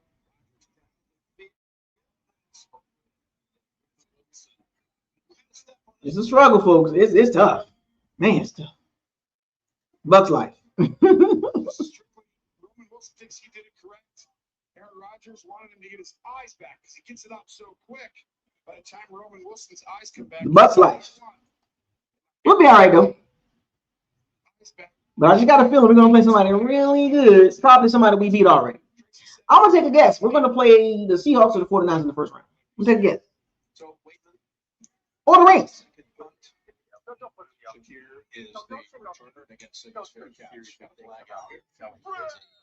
I got this funny feeling we're going to play one of those teams. We're going to play one of those NFC West teams.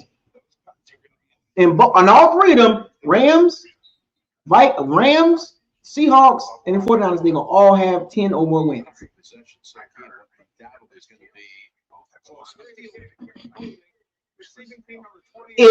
If we had to choose as Bucs fans, who do you want to play? Do you want to play the Seahawks with Mike McDonald? Do you want to play Kyle Shanahan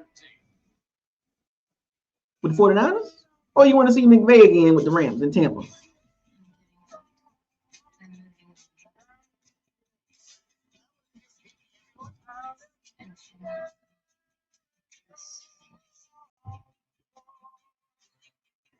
I'm going to take my chance with Seahawks. I'm sorry. I'm going to take my chance with the Seahawks. Hey, I don't want to play Kyle Shanahan, and I don't want to play Sean McVay. We don't seen that story happen already. We've seen that story. Yeah, we beat the 49ers, but when I take all game, I don't want to see Kyle Shanahan. Nope, I'm good. Give me the Seahawks.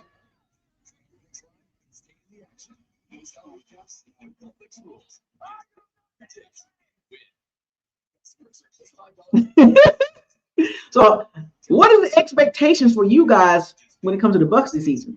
Because I told y'all my expectations. Told y'all, because all this hype, Oh, the Bucs, this and that. Okay. NFC Championship or bust. You don't get to that, I can care less about what they did in the regular season. That's what I'm telling y'all. Because y'all running around here big up in Jason Light and this and that and blah, blah, blah. All right. NFC Championship or bust. Right? This is our Super Bowl window.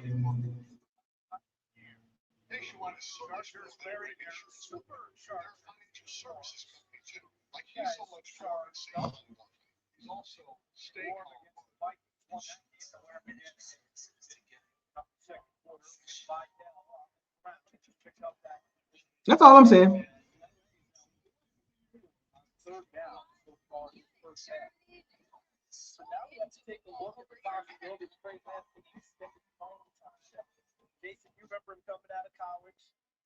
NFC Championship or bust. I don't care. None about that. Oh, you want an NFC South again? I don't care. I can care less about winning an NFC South champion. I can care less about that. Yeah, we want an NFC. I already know we're the best team.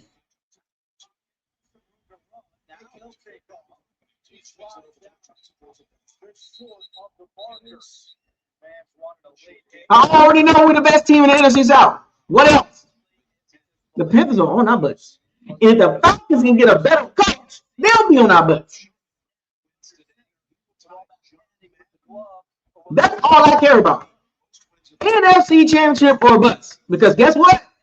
Jason Light is top tier GM. He really liked that. The draft picks are really good. All right, cool. NFC Championship or bust.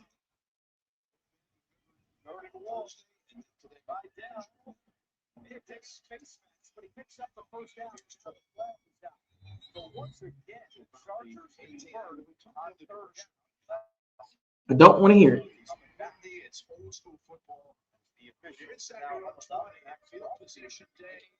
Exactly, Rip. The Falcons got talent. It's not the roster, it's the coaching. If you watch the Falcons, it's the coaching. The coaching's bad. OC, head coach, they're bad. Jeff Ulbrich, the defense, he's okay.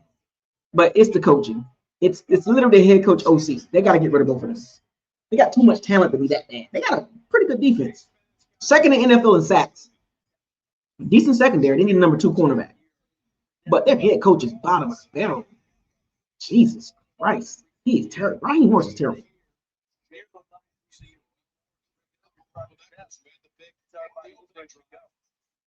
To your point, when you look at that hand, it almost coverage and great understanding. They got talent, man. Atlanta Falcons, like I watched them, they got talent. But god damn, they're not coached well. They're not coached well at all. They have a better roster than the Panthers.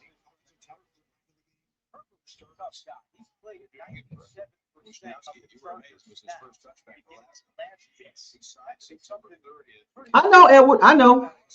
And I know some Bucs fans don't want to hear me say it, but the Falcons roster-wise, that's a 10-win roster. But that coaching staff, 5 or 6 wins. The Panthers, with a lesser talented team, beat them twice because of coaching. Dave Canales out-coached Raheem Morris in game situations, situational play calling. Dave Canales destroyed Raheem Morris.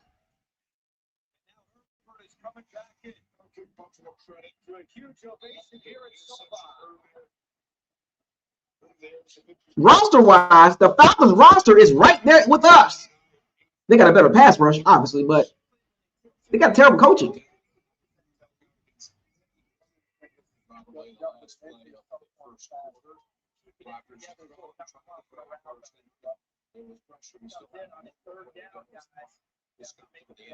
And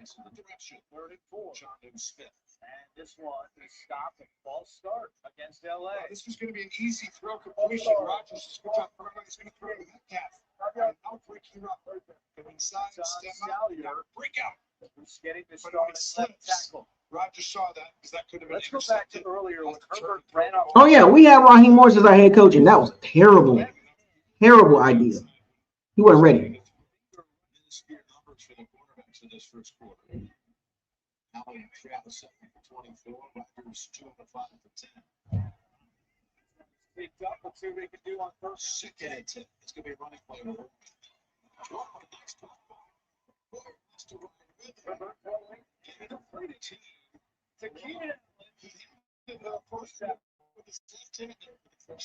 they're now 6 for 6 on third down. But I didn't like what I saw today with the Bucs. If every game is the must win, you're not going to win every game like that. The Bucs got 5 games left. If they play like that, they're not winning. They're not going to win all 5 games. I'm going to tell you that right now. We'll win some games playing like that.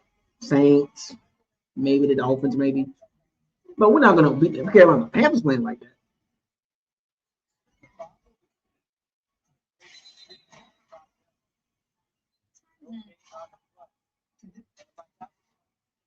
So if y'all had to, as I wrap this up, what would y'all give the grade for today's game? I think the Bucs played C, maybe C. We got a dub. That's what matters. 7-5. I ain't gonna lie to y'all. I was a little nervous when the Cardinals got that ball. I was like, oh boy. I was a little nervous.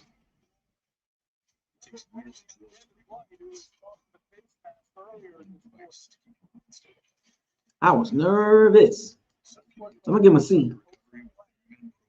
C minus, yeah, that's about right. But I was nervous. I don't know about y'all, but I was nervous. I started my body heated up. I was like, oh Lord, like it's gonna be one of the big plays down the middle with Trey McBride. Oh, first down in the field goal range. I'm like, oh my gosh.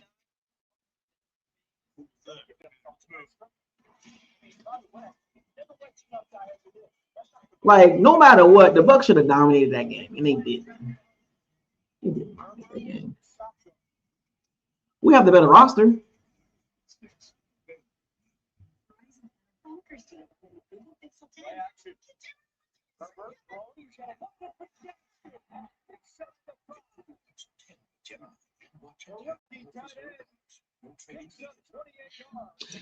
Does anybody understand why the Vikings didn't trade for Jameis Winston? I just want to say this. The Vikings literally threw their season away. They let Sam Darnold go. They had Daniel Jones. And Kevin O'Connell, ego, said, I'm going to roll with J.J. McCarthy. A guy that is not good. And he did not have a backup. He got Carson Wentz as a backup. He's terrible. And then he played Max Wagner. Why did he trade for Winston?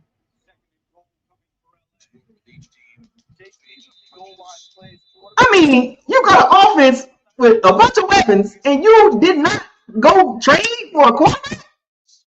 You thought Carson Wentz was going to win you some games? And then you signed John Warford and Max Wagner? Kevin O'Connell, man, that's a fireable offense.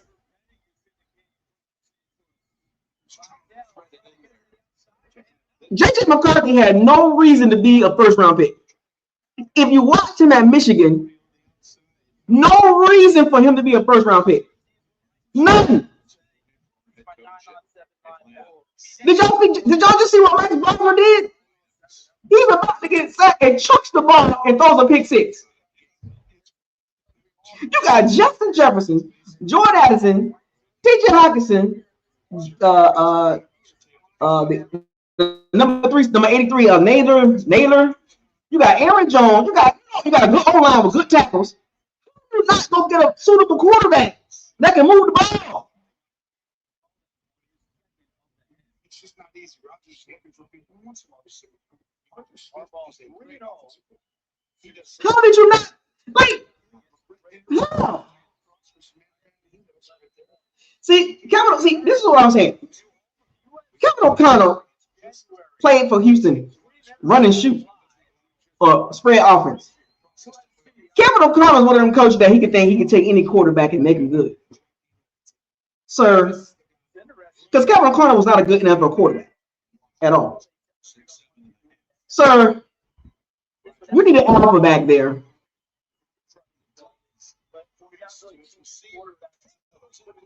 You need an alpha back there. Max Wagner? Kevin O'Connell, you can get fired for that. You can get fired for that.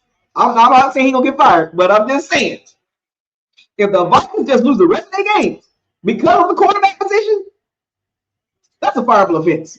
Because it's your job. It's your job to make sure the backup quarterback is suitable. That's a goofball move by Kevin O'Connell. Maybe I guess he thought Winston was too much of an alpha, because Winston is alpha. And he couldn't take that because he's better than Kevin O'Connell as a quarterback, period. But, some coaches just weird. Just Minnesota got a good roster too, man. 2 good tackles, a good, decent center, decent run game, weapons, one of the best receivers in the league. How did you not get a backup quarterback, Kevin O'Connell? Anyway, poor Vikings, man. I know Justin Jefferson is having. I know he's pissed off right now. Anyway, look at the Bucs to see, man.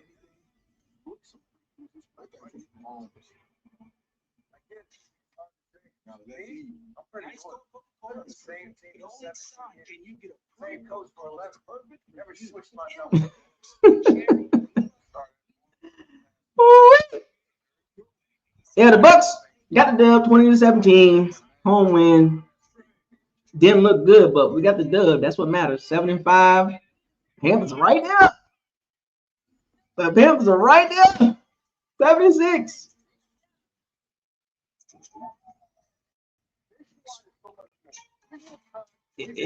Could it really come down to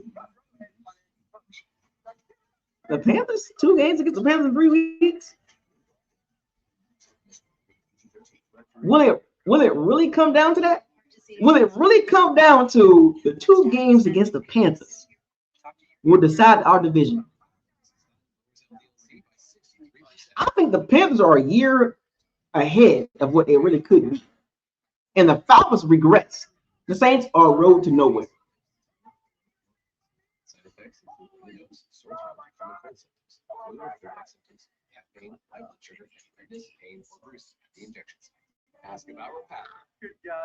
We win that division. Y'all know who we playing. Somebody good. We're gonna host a home game against a really good team. And we've seen this story play out. NFC Championship for Bucs. 11-6, 10-7. You do with that what you will. Whoop-de-doo. Whoop-de-doo. We beat the Cardinals by 3 points. Whoop-de-doo.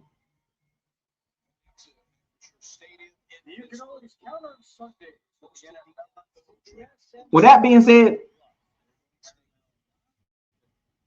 fire those cannons. Seize the day. Raise the flag. Hashtag trenches matter. Hashtag what is your eyes telling? Hashtag we back on track. Right? Hashtag don't get mad at me. I don't play the game. I just talk about it. Hashtag why? Hashtag what is this? Hashtag what are we doing? Hashtag facts over feelings. Hashtag reality over probability. Possibility over probability or probability over possibility. You do the math. Buckles log out. I'll catch y'all in another day, another time. Y'all have a safe night.